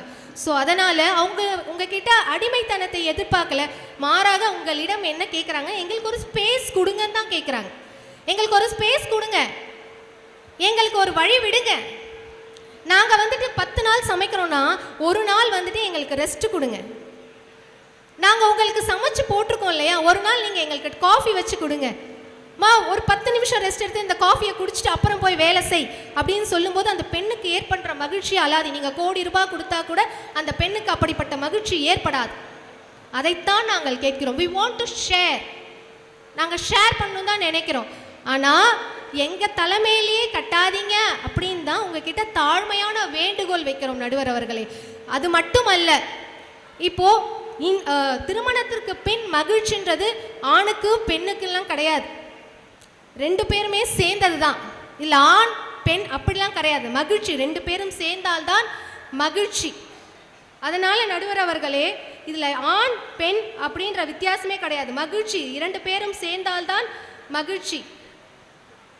பாடல் வரிகள் நம்ம எடுத்துக்கிட்டோம் அப்படின்னா, கார்காலம் வந்தால் என்ன, கடும் கோடை வந்தால் என்ன, மழை வெள்ளம் போகும் கரை 2ம் வாழும், காலங்கள் போனால் என்ன கோலங்கள் போனால் என்ன, பொய்யன்பு போகும் மெய்யன்பு வாழும், அன்புக்கு உருவம் இல்லை பாசத்தில் பருவம் இல்லை, வானோடு முடிவும் இல்லை வாழ்வோடு விடையும் இல்லை, இன்றென்பது உண்மையே நம்பிக்கை உங்கள் கையிலே, அகரம் இப்போ சிகரம் ஆச்சு, தகரம் இப்போ தங்கம் ஆச்சு, பாட்டு பாடும் காட்டு மூங்கில் புல்லாங்குழலாச்சு, காட்டு மூங்கில் எல்லாம் புல்லாங்குழலாக இங்கு இசைக்கிறது என்றால் அது திருமணம் என்பதால் தான். நான் இந்த மேடையில் வந்து நிற்கிறேன் பேசுகிறேன் அப்படின்னா என் கணவரோட சப்போர்ட் இல்லாமல் நான் இங்கே வந்து பேச மாட்டேன். கடைசியில் ஒரு பொய் சொல்லிட்டாங்க. இளையராஜா கிட்ட சொல்லி முதல் பிடிச்சிட்டு போக சொல்லிடுறேன். ஏம்மா கொஞ்சம் சங்கதி எல்லாம் நல்லா பாடுமா. சரி பா, என் ஒய்ஃபு பாடுவா, கர்ண கொடூரமாக இருக்கு, ஆனால் என் பையனுக்கு அது தாளாட்டு. இந்த ஸ்டேஜுக்கு இவங்க வந்து நின்று ஒரு பாட்டு பாடுறாங்க, அதில் என்ன குறை இருக்குதுங்கிறது தெரியும். எங்களுக்கே தெரியாது. வைதேகி காத்திருந்தாலும் சாங் ரெக்கார்ட் பண்ணுவார், ரெக்கார்ட் பண்ணுறத கேட்போம். நமக்கு ஒரு நல்ல பாட்டு ராசாத்தி உண்மைன்னு ஒரு பாட்டு, நல்ல பாட்டு சத்தம் கேட்கும், நல்ல பாட்டு சத்தம் கேட்கும். இளையராஜாவுக்கு மட்டும்தான் ஏண்டா அந்த தபேலா சுதி சேரல, வயலின் வந்து கரெக்டாக சேரல, அது எஃப் மேஜரில் வாசிக்கிறான், டி ஸ்கேலு அப்படிங்கிற குறை வந்து எல்லாத்துக்கும் நோட்ஸ் எழுதி கொடுத்தது அவர். அதனால் அவருக்கு மட்டும்தான் தனித்தனியாக கேட்கும், நமக்கு ஒட்டுமொத்தமாக ஒரு கேட்கும். அது மாதிரி ஒட்டுமொத்தமாக ஆக மொத்தம் நீங்கள் சொல்ல வேண்டியது சொல்லிட்டீங்க. ஓட்டு போடுறது நாங்கள் போட்டுக்கிறோம். ஆக திருமணத்திற்கு பின்தான் வாழ்க்கை சிறப்பாக இருக்கிறது. அதில் பகிர்தலிலும் புரிதலிலும் தான் இருக்கிறது. அதனால்தான் தொன்று தொட்டு இந்தியா குடும்பங்களுக்காக பெயர் பெற்றிருக்கிறது. தமிழகத்திலும் அதனால்தான் இன்றும் குடும்பங்கள் பேசப்படுகிறது. கொரோனா காலகட்டத்தில் நம்ம எல்லாருமே அவதிப்பட்டிருப்போம். பேண்டமிக் வந்துடுச்சு, குடும்பங்கள் எல்லாம் சிதறி இருந்தது. அவங்க வீட்டை நோக்கி போகணும், பஸ்ஸு கிடைக்கல, சில பேருக்கு ட்ரெயின் டிக்கெட் கிடைக்கல, எவ்வளவு காசு கொடுத்தும் பல மணி நேரங்கள் ஏர்போர்ட்லேயே நின்றுருந்தாங்க. இதெல்லாம் நம்ம கண்ணால் பார்த்துருப்போம். ஆனால் எத்தனையோ ஆயிரம் மைல்கள் தாண்டி தன் குடும்பத்தை நோக்கி ஒரு பறவை சிறகடித்து செல்வது போல எத்தனையோ பேர் நடந்தே போயிருக்காங்க. இது என்ன காமிக்குது? குடும்பங்கள் தான் நம் வாழ்க்கையின் வேர்கள். அவைகள் அசைக்க முடியாதவை. அவை நம் பாரம்பரியம். அவைகளில் சலசலப்புகள் இருக்கலாம், ஆனால் வேர்களே வேண்டாம் என்று சொல்ல முடியாது. ஆகவே திருமணத்திற்கு பின்தான் மகிழ்ச்சி என்று கூறி என் உரையை நிறைவு செய்கிறேன். நன்றி, வணக்கம். முடிவு செய்ததற்கே நன்றி சொல்லணும். ஏன்னா அடுத்தவங்க என்ன சொல்றதுன்னு கேட்கணும் இல்லையா? நான் திருமதி பழனிசாமின்னு ஒரு படம் எடுத்தேன். அந்த படத்தில் எந்த படத்துலையுமே நான் பெண்களை தரக்குறைவாக பேசி படம் எடுத்ததில்லை. அது எனக்கு அவசியமும் கிடையாது. ஒரு ஒரு ஒரு கேவலமாக அப்படின்னு இருக்கவே இருக்காது. அந்த சத்யராஜ் படம் பண்ணுறதுக்கு முன்னால் நம்மக்கிட்ட அசிஸ்டன்ட் டைரக்டராக இருந்தார் சத்யராஜ். ஒரு கன்னடத்தில் ஒரு குரங்கை வச்சு ஒரு படம் பண்ணோம். பொம்பளைகளை வச்சல, கதாநாயகியை வச்சல, ஒரு குரங்கை வச்சு படம் பண்ணோம். அந்த படம் 25 நாளில் படம் முடிஞ்சிருச்சு. நம்ம அசிஸ்டன்ட் டைரக்டர் தான் டைரக்ட் பண்ணால் நம்ம கூட இருந்தால் அவனுக்கு ஹெல்ப் பண்ணோம். அந்த குரங்கை வச்சு எடுத்த படம் 25 நாளில் முடிஞ்சு போச்சு. திருமதி பழனிசாமி 45 நாள் ஆச்சு. சத்யராஜ் கேட்டார், ஏங்க குரங்கை வச்சு 25 நாளில் படத்தை முடிச்சிங்க, என்னை மட்டும் 45 நாள் எடுத்தீங்களா அப்படின்னா, குரங்கு நான் சொன்னபடி கேட்டது நீ கேட்டையா? குரங்கு கதாநாயகி யாருன்னு கேட்டதா? குரங்கு என்ன ட்ரெஸ்ஸு வேணும்னு கேட்டதா? குரங்கு கேரவன் கேட்டதா? சொன்னதெல்லாம் குரங்கு அழகாக இருந்தது, நல்லா நடித்தது, சீக்கிரம் படம் முடிஞ்சு போச்சு. எனக்கு இந்த கதாநாயகி தான் வேணும்னெல்லாம் குரங்கு கேட்கல, எந்த குரங்குகிட்டையும் கேட்கறதில்ல. அது மாதிரி அப்படி நிறையா நடக்கும். அதெல்லாம் நம்ம தான் சாமர்த்தியமாக குடும்பத்தில் பொம்பளைக்கு தான் பண்ணுறாங்கங்கிறதில்ல. திருமதி பழனிசாமியில் கடைசி கார்டு போட்டேன். அந்த கார்டை இளையராஜா ஒத்துக்க மாட்டேன்ட்டார். என்ன போட்டேன்னா படம் முடிஞ்சுது. சைல்டு லேபர் பிரச்சனை, சின்ன பசங்களையெல்லாம் வேலைக்கு அனுப்பாதீங்கிறது தான் அந்த கதையினுடைய அமைப்பு. எல்லாரும் படிக்கணுங்கிறது. கடைசியில் அந்த கார்டு என்ன படம் முடிஞ்சது ஃப்ரீஸ் பண்ணி கார்டு போடுவாங்க, ஏதோ ஒரு லெட்டர்ஸ் போகும். அந்த லெட்டர் என்ன போட்டிருந்தான்னா 1000 கோயிலை கட்டுறதை நான் போட்டிருந்தது.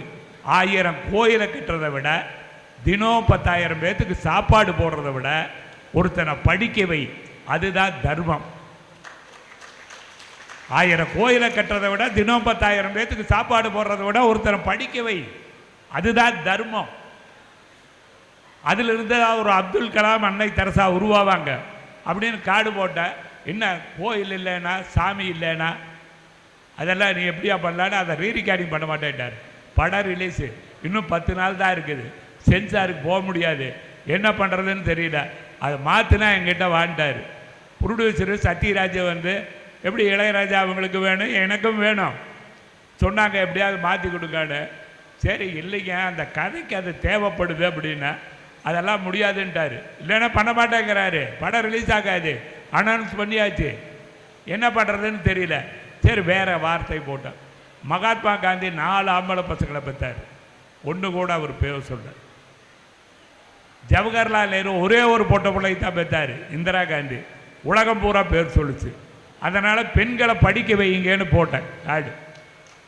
இப்போ இவர் ரீரிகார்டிங் பண்ணி கொடுத்துறாரு. மகாத்மா காந்திக்கு முதல் 4 பசங்கிறத யாருக்கு தெரியாது, 4 உருப்படாமல் போச்சு. ஒரே ஒரு பொண்ணு இந்திரா காந்தி, நேருக்கு. உலகம் பூரா பேர் வாங்கிச்சு. அதனால் பெண்களை படிக்க வைங்கன்னு போட்டோம். இப்போ ரீரிகார்டிங் பண்ணி கொடுத்துட்டாரு. இப்போ சென்சார் பண்ணுறதுக்கு போனால் சென்சார்லாம் அதை தூக்கிட்டான்.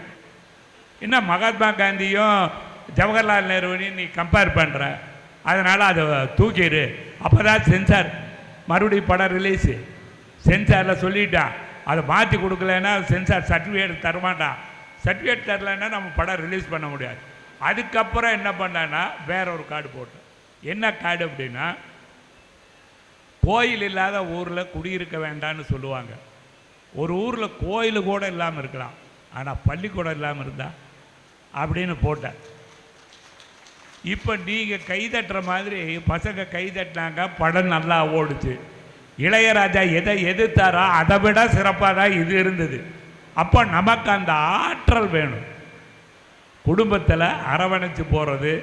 ஏன் பெண்களுக்குன்னு பெண்களுக்கு தான் நம்ம ஆம்பளைகளுக்கு என்ன பண்ணுற, கருப்புசாமி, வெள்ளச்சாமி, கருப்பராயன், உங்களுக்கு மட்டும் மயில் குயில் நல்லா பேர் வைக்கிறாங்கல்ல, அதுக்கு தகுந்த மாதிரியாவது நீங்கள் நடந்தக்கூடாதா?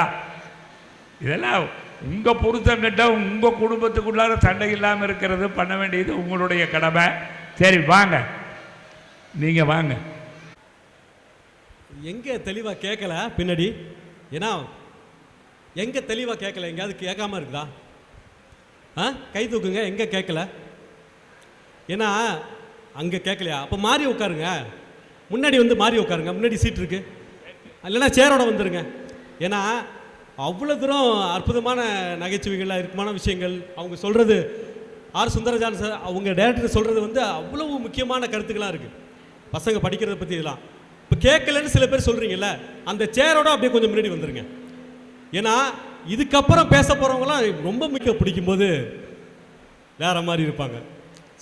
ரியலாகவே சொல்கிறேன், உண்மையிலே சொல்கிறேன், உங்களுக்காக தான் சொல்கிறேன், எங்களுக்காகவும் சொல்கிறேன். கேட்காத இடத்துல இருக்கவங்க அந்த சேரோட கொஞ்சம் முன்னாடி வந்துடுங்க. ஏன்னா இப்போ அந்த பாக்ஸ் ரெடி பண்ணுறதுக்காக நான் உள்ளே அங்கங்கே ஓடிக்கிட்டு இருந்தேன். சில இடங்களில் எனக்கே கேட்கல, எக்கோ அடிக்குது, அதனால சொல்கிறேன். இப்போ ஒருத்தர் சொல்கிறாரு எங்கே மைக்கு நல்லா கேட்குதோ அவர் சொல்கிறாரு, ஏப்பா கேட்காதவங்களாம் வான்னு கூப்பிடுறிய, அவங்களுக்கு தான் நீ பேசுறது கேட்காதே அப்படின்றாரு. அதனால பக்கத்தில் இருக்கவங்களுக்கு சொல்லுங்கள், தெளிவாக கேட்கலன்னா அவங்கள வர சொல்லுங்கள்.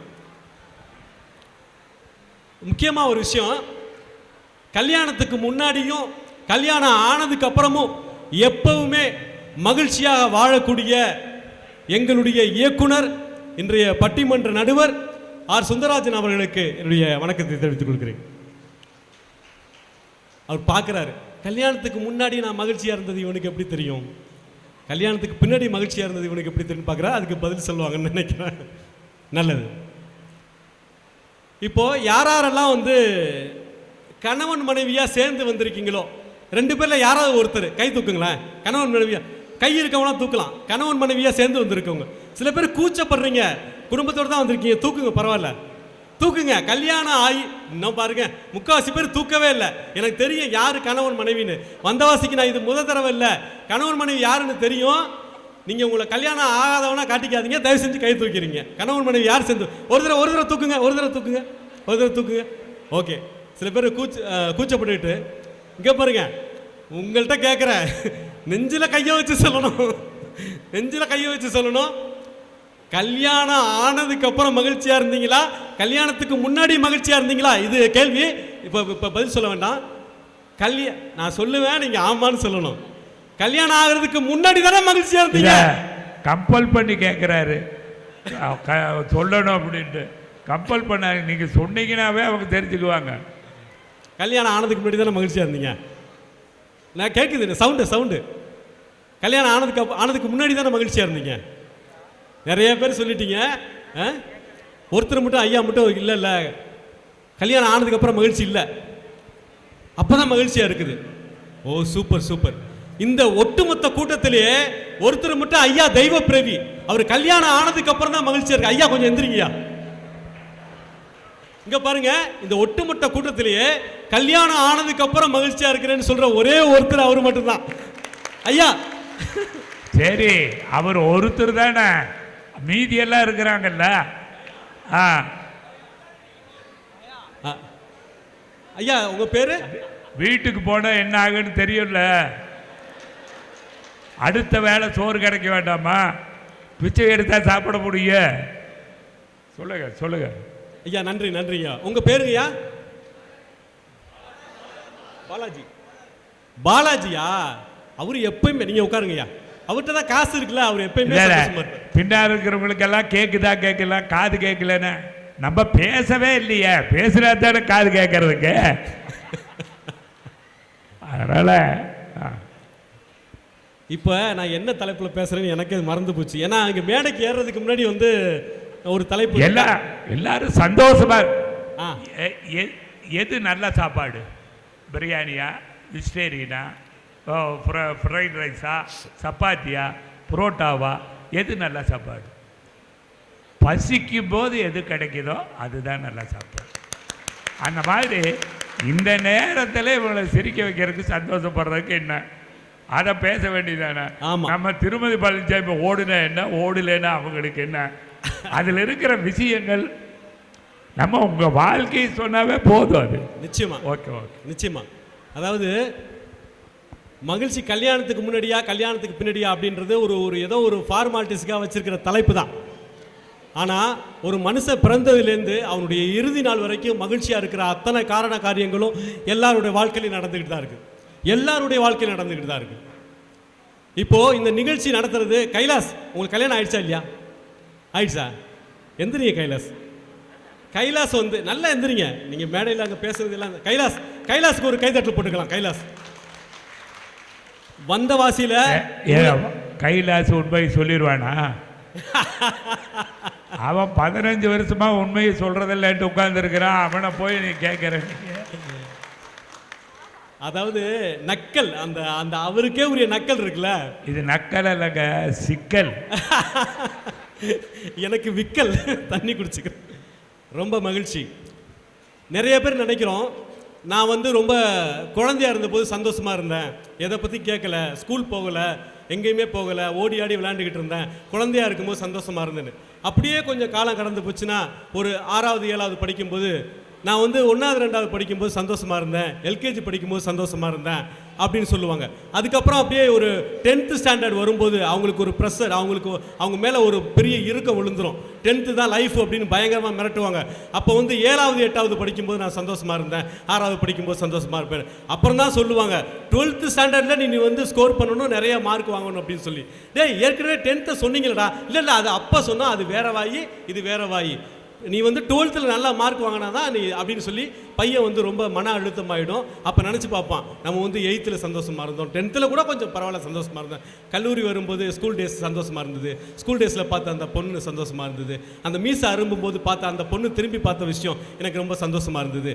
அதுக்கப்புறம் வேலை தேடும்போது காலேஜ் படிக்கும்போது நான் சந்தோஷமாக இருந்தேன், காலேஜ் படிக்கும்போது ஸ்கூல் படிக்கும்போதெல்லாம் சந்தோஷமாக இருந்தேன், குழந்தையாக இருக்கும்போதெல்லாம் சந்தோஷமாக இருந்தேன். அப்படி வேலை தேடி வேலை அமைஞ்சிரும். வேலை அமைஞ்ச பிறகும் அந்த முன்னாடி இருந்த ஃபாஸ்ட் லைஃப், அப்போ தான் நான் சந்தோஷமாக இருந்தேன், அப்போ தான் சந்தோஷமாக இருந்தேன் அப்படின்ற மாதிரி சொல்லுவாங்க.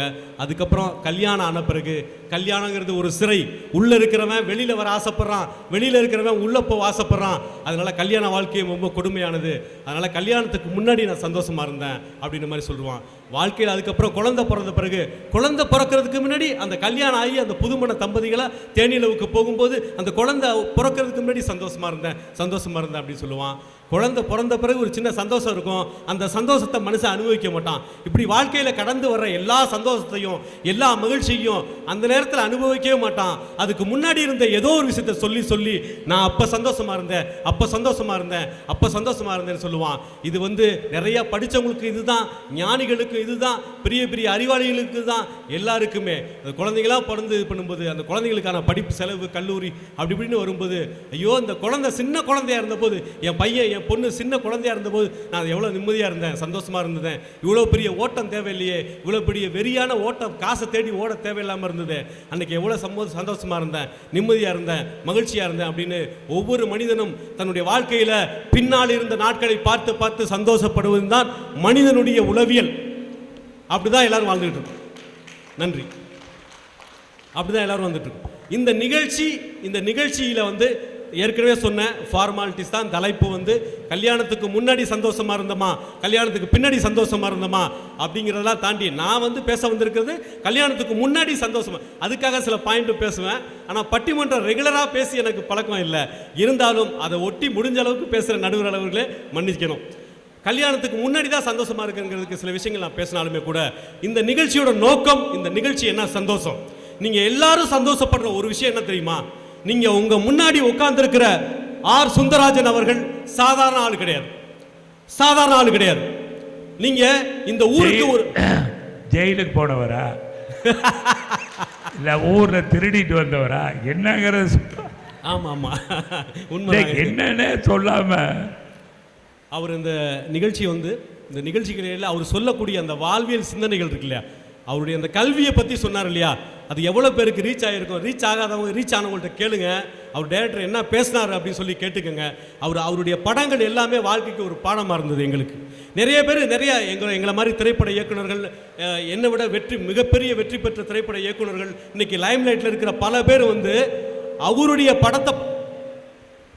படத்தை பார்த்து தான் சினிமாவுக்கு வந்திருப்பாங்க. எப்படி கதை எழுதணும், எப்படி திரைக்கதை எழுதணும், எப்படி வசனம் எழுதணும், எப்படி ஒரு சென்னரியோ ஒரு சினிமாவுக்கு எப்படி ஒரு கட்டமைக்கணும், எப்படி காட்சி அமைக்கணும், மக்களுக்கு எந்த சப்ஜெக்ட் பிடிக்கும் இப்படின்ற விஷயங்கள் எல்லாமே வந்து டேரக்டர் ஆர் சுந்தரராஜன் அவருடைய படங்களை பார்த்துட்டு வந்தவங்க நூற்றுக்கணக்கான பேர். ஆனால் அவங்க வந்து எனக்கு மிகவும் பிடித்தவர்கள் தான், இருந்தாலுமே வேற இயக்குநர்கள்லாம் பிடித்தவர்கள் தான். ஆனால் அவர்களை சொல்றது மாதிரி இவர் நிறைய பேர் சொன்னதே இல்லை. ஆனால் இவர் படத்தை பார்த்துட்டு தான் சினிமா துறைக்கு வந்திருப்பாங்க. எனக்கு வந்து அவங்க சிகரமா இருக்கிறாங்க, அவங்க இமயமா இருக்கிறாங்க அப்படின்னு சொல்லுவாங்க. ஐயா, நான்லாம் இளம் வயதுல பள்ளி நாட்கள்ல டூரிங் டாக்கீஸ்ல அந்த மணலை குமிச்சு அது மேல உட்கார்ந்து படம் பார்க்கும்போது, வைதேகி காத்திருந்தால் படம் பார்க்கும்போது எனக்கு சிகரமாகவும் இமயமாகவும் இருப்பதை தாண்டி எனக்கு வானமாக நீங்கள் தோன்றினீர்கள் ஐயா. இந்த கலாச்சாரத்தை முன்னாடியே ஒரு 40 வருஷத்துக்கு முன்னாடியே சில பேர் 30 வருஷத்துக்கு முன்னாடியே தொடங்கி வச்சுட்டாங்க. இன்னைக்கு அதோட உச்சம் இருக்குது. ஒரு படம் வந்து ஒரு வாரம் ஓடினாலே இன்னைக்கு பயங்கர, ஒரு சகோதரி கூட சொன்னாங்க, பயங்கரமாக கொண்டுறாங்க. ஒரு படம் எடுத்துட்டாலே பயங்கரமாக. ஆனால் எவ்வளவு பெரிய சில்வர் ஜூப்ளி படம் வந்தாலும் அப்படியே அமைதியாக எளிமையாக மக்களா எவ்வளோ பெரிய ஹீரோவை உருவாக்கி இருந்தாலும் அமைதியாக மக்களோட மக்களா நான் எடுத்துகிற படம் பேசட்டும், நான் பேச மாட்டேன்னு அமைதியாக இருந்தவர் ஆர் சுந்தரராஜன். அமைதியாக இருக்கு. ஆம்பளைக்கு அமைதியாக இருந்தாவே தப்புதான். தப்புதாங்கய்யா. நீங்கள் குறைந்தபட்சம் 1000 பக்கம் பேசலாலும் ஒரு 100 பக்கமாவது நீங்கள் பேசியிருந்தீங்கன்னா உங்களை இன்னைக்கு வந்து நிறைய நன்றி கெட்ட உலகங்கள் இருக்குது. நிறைய பேர் வந்து அவர் படங்களை பார்த்து வளர்ந்தவங்க அவர் பேரை சொல்கிறதுக்கு நினைவுக்கு வர மாட்டேங்குது. ஏன்னா அவங்களுக்கு வந்து ஒரு மாயை உலகம் தான் பெருசாக இருக்குது. அப்படிப்பட்ட ஆர் சுந்தரராஜன் அவர்களுடைய உங்கள் ஊருக்கு இப்போ இந்த இடத்துக்கு அவருக்கு வரணுன்ற ஒரு விஷயத்துக்கு இந்த இடத்துக்கு வேற இடத்துக்கு ஒரு கால் சீட்டு கொடுத்துருந்தா அவர் இங்கே வர்றதுக்கு வேற ஒரு படத்துலையோ தொலைக்காட்சியில் நடிக்கிறதுக்கோ ஒரு கால் சீட்டு கொடுத்துருந்தா இதை விட பல மடங்கு வருமானம் அவருக்கு வந்திருக்கும். ஆனால் வந்து ஒரு எளிய மக்களையும் நேருக்கு நேராக சந்திச்சு பார்க்கணும் அப்படின்ற அவர் சினிமா எப்படி எளிய மனிதனுடைய காதல், எளிய மனிதனுடைய வாழ்வியல், எளிய மனிதனுடைய குடும்பம் இருந்ததோ அது மாதிரி எளிய மனிதர்களையும் நேரில் சந்திச்சு பேசணும், அவங்க முகத்தை பார்த்து பேசணும். அப்போதான் உண்மையான படைப்பாளியை இருக்க முடியும் அப்படின்ற அடிப்படையில் ஆர் சுந்தரராஜன் அவர்கள் இங்கே வந்திருக்கிறாங்க. நிறைய அவரை பற்றி பேசிக்கிட்டே இருந்தோம்னா அவரை பற்றி நான் பேசி தான் உங்களுக்கெல்லாம் தெரிய வேண்டிய அவசியம் கிடையாது. ஒரு டார்ச் லைட்டை எடுத்துக்கிட்டு நான் வானத்தை பார்த்து அடித்து அந்த பாருங்க என்ன எதுக்குடா டார்ச் அடிக்கிறேன் அப்படின்னா இல்லை சூரியன் அதுதான் காட்டுறதுக்கு நான் டார்ச் அடிக்கிறேன் அப்படின்னு சொன்னால் எப்படி இருக்குமோ அது மாதிரி ஆர் சுந்தரராஜன் அவர்களை பற்றி நான் பேசுறது குழந்தைத்தனமாக தான் இருக்கும். ஏன்னா அவரை பற்றி எல்லாருக்கும் தெரியும், அவரை பற்றி தெரியாதவங்களே கிடையாது. இன்றைய இளைய தலைமுறைகள் கூட அவரோட சினிமாவுக்கு வந்தவங்க ஊருக்கே போயிட்டாங்க, செட்டில் ஆயிட்டாங்க. அவரோட சினிமாவுக்கு வந்தவங்க வேற தொழிலுக்கு போயிட்டாங்க, அவரோட சினிமாவுக்கு வந்தவங்க இயற்கை எழுதிட்டாங்க. ஆனால் அவர் காலகட்டத்தில் சினிமாவுக்கு வந்து இன்னைக்கு வந்து இளைஞர்களுக்கு தான் ஒரு நடிகனாகவும் ஒரு படைப்பாளியாகவும் ஒரு பேச்சாளராகவும் இன்னைக்கு நின்றுட்டு இருக்காருன்னா விரல் விட்டு எண்ணிடலாம். ஆர் சுந்தரராஜன் அவர்கள் மாதிரி யாருமே கிடையாது. இந்த ஓட்டம் தான் ரொம்ப முக்கியமான விஷயம். இந்த ஓட்டம் தான் நமக்கு ரொம்ப முக்கியமான விஷயம். ஒரு ஆக மொத்தம் நீங்க சொல்ல விரும்புறது மகிழ்ச்சி கல்யாணத்துக்கு முன்னாடியே உங்களுக்கு இருந்தது, கல்யாணத்துக்கு அப்பவும் இருந்தது. ஐயா ஒரு இறுதியாக ஒரு கருத்து சொல்லிட்டுருங்க ஐயா. நகைச்சுவைக்கு சொல்லலாம், எல்லாருக்கும் இப்போ நிறையா யூடியூப் எல்லாம் பார்க்குறதுனால எல்லாருக்கும் தெரிஞ்சிருக்கும். ஒரு முள் தன்னோட காதலியோட ஒருத்தன் போயிட்டு இருக்கான், அந்த கதையெல்லாம் உங்களுக்கு தெரியும், நிறைய கேட்டிருப்பீங்க. காதலியோட போயிட்டு இருக்கும்போது ஒரு முள் காதலியோட காலில் குத்திடுது. அப்போ வந்து அவன் வந்து அந்த முள்ளை எடுத்துட்டு அவள் காலெல்லாம் தொடச்சி விட்டு ரத்தத்தை பார்த்து இவன் கண்ணீர் வடித்து அந்த முள்ளை எடுத்துட்டு சனியை முடிச்ச முள்ளே அப்படின்னு முள்ளை திட்டிட்டு முள்ளை ஓரமாக தூக்கி போடுறான். அதே அதே காதலர்கள் வந்து தம்பதிகளாக மாறுறாங்க. முள்ளு அப்போ சொல்கிறான், பார்த்து வரக்கூடாத சனியனே அப்படின்றான், பார்த்து வரக்கூடாத சனியனேன்றான். நிறைய பேர் திருமண வாழ்க்கை வந்து நகைச்சுவையாக வந்து மேடையில் வந்து நான் வந்து 25வது ஆண்டு திருமண வாழ்க்கை கொண்டாடும் போது நான் சிறைக்கு அரெஸ்ட் ஆகி நான் வந்து சிறையில் தள்ளப்பட்டு 25 வருஷம் வந்ததுன்றாங்க. பெரும்பாலும் இந்த காமெடியை பார்த்தீங்கன்னா ஆண்கள் தான் அடிப்பாங்க. எந்த பெண்ணும் வந்து பொது வெளியில் சொல்கிறதே கிடையாது. ஒரு பொண்டாட்டி புருஷங்கிட்ட உன்னை கட்டிக்கிட்டு என்ன சுகத்தை கண்ட அப்படின்னு புருஷனை வச்சுக்கிட்டு மட்டும்தான் சொல்லுவாங்க. உண்மை தானே? புருஷனை வச்சுக்கிட்டு மட்டும்தான் சொல்லுவாங்க. ஆனால் ஆம்பளை தான் விட்டு கொடுப்பான், அதான் நகைச்சுவைன்ற பேரில் விட்டு கொடுப்பான். நான் கல்யாண வாழ்க்கையில் சிறையில் தள்ளப்பட்டு 25 வருஷம் ஆகிப்போச்சு. பெரும்பாலும் வந்து ஏன் வந்து எனக்கு இது கொடுக்கப்பட்டிருக்கு அப்படின்னு நான் நினைக்கிறேன் அப்படின்னா, திருமண வாழ்க்கைக்கு முன்னாடி எல்லாமே சந்தோஷமாக இருப்பேன். ஒரு பொண்ணு சுடுதண்ணி வைக்க தெரியலனா கூட பரவாயில்ல, ஆனால் திருமணம் ஆன பிறகு அவருக்கு ஒரு 15-20 வகையான சமையல் தெரிஞ்சிருக்கணும். அவள் வாழ்க்கையில் ஒரு நெருக்கடி புகுத்தப்படுது. இன்றைக்கி வந்து பெண்ணாதிக்க சமூகம் இருக்குது, அவள் வாழ்க்கையில் ஒரு நெருக்கடி புகுத்தப்படுது. அதுக்கு முன்னாடி ஒரு சுடுதண்ணி வைக்க தெரியலனா கூட அவளுக்கு கவலை இல்லை.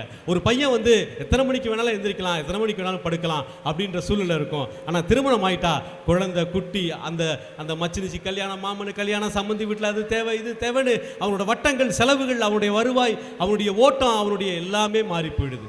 அதனால மகிழ்ச்சி இல்லைன்னு சொல்ல முடியாது. மகிழ்ச்சியில பெரிய மகிழ்ச்சியே அடுத்தவங்களை சந்தோஷப்படுத்தி பார்க்கறதுன்றது சார் அவர் நம்ம டைரக்டருடைய நண்பர் பாக்கியராஜ் அவர்கள் சொல்லியிருக்காங்க. மகிழ்ச்சியில பெரிய மகிழ்ச்சியே அடுத்தவங்களை சந்தோஷப்படுத்தி பார்க்கறது அப்படின்னா. இந்த நிகழ்ச்சியோட நோக்கம் என்ன? இங்க வந்து இந்த ஸ்பான்சர்ஸ் சந்தோஷப்பட்டாங்களா, மகிழ்ச்சி அடைஞ்சீங்களா? இந்த தலைப்பு வந்து திருமணத்துக்கு முன்பா திருமணத்துக்கு பின்பா அப்படிங்கிறத விட இந்த நிகழ்ச்சியில ஸ்பான்சர் சந்தோஷப்பட்டீங்களா? ஸ்பான்சர் சந்தோஷப்பட்டீங்களா? சந்தோஷப்பட்டீங்களா? என்ன சந்தோஷப்பட்டவங்க குறைவா இருக்கா, இல்லை வீட்டுக்கு போயிட்டீங்களா? ஸ்பான்சர் சந்தோஷப்பட்டீங்களா? இங்க வந்திருந்தவங்க இந்த நிகழ்ச்சியை பார்த்துட்டு நகைச்சுவையா பேசும்போது நீங்க நகைச்சுவை நான் பேசல, மற்றவங்க பேசும்போது நீங்க சந்தோஷப்படனாலும் அடுத்து ஒரு நகைச்சுவை இடி வருது, கருத்துக்களோட இடி புயல் வருது, அதை பார்த்து சந்தோஷப்படுங்க. ஆர் சுந்தரராஜன் சார் அவர்களுடைய அனுபவத்தை கேட்டு நீங்க சந்தோஷப்பட்டீங்களா?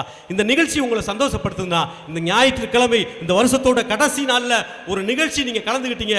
இந்த நிகழ்ச்சி 2026 முழுக்க உங்களுக்கு நினைவில் இருக்கிற மாதிரி ஒரு மகிழ்ச்சியை தந்துதா? இந்த மகிழ்ச்சி தான் நம்முடைய நோக்கம். மகிழ்ச்சின்றது திருமணத்துக்கு முந்தி பிந்தி அப்படின்றத பற்றியெல்லாம் தீர்ப்பை வந்து நடுவர்கள் வழங்குவாங்க. என்னைக்குமே மகிழ்ச்சியா இருக்கணும் அப்படின்றதான் என்னுடைய கருத்து. நன்றி, வணக்கம். ஒரே விஷயம், காதலியோட போயிட்டு இருக்கா ஒருத்தன், காலில் முள்ளு குத்திருச்சு. சனியம் பிடிச்ச முள்ளு உன் காலில் குத்திருச்சுன்னா, அதே லவ் பண்ணும்போது அவளை கல்யாணம் பண்ணிட்டா, போகும்போது மறுபடியும் முள்ளு குத்திருச்சு. முதல் முள்ள சனியனா, இப்போ பொண்டாட்டிய சனியனை பார்த்து கால் வைக்கிறது இல்லையானா, அப்படி மாறிடுதுங்கிறது அவருடைய கருத்து. அப்படி இருக்கிறையா, அது சனி பயிற்சியா? சனியே இதுதான், அப்புறம் என்ன பயிற்சி? அந்த பயிற்சி எப்படி இருக்குதுன்னு பார்க்குறேன், நீங்கள் பேசுங்க. ஒரு பொம்பளை வந்து எப்படி டிக்டேட் பண்ணுறாங்கன்னு பார்த்தீங்களா? இது தேவைதான்.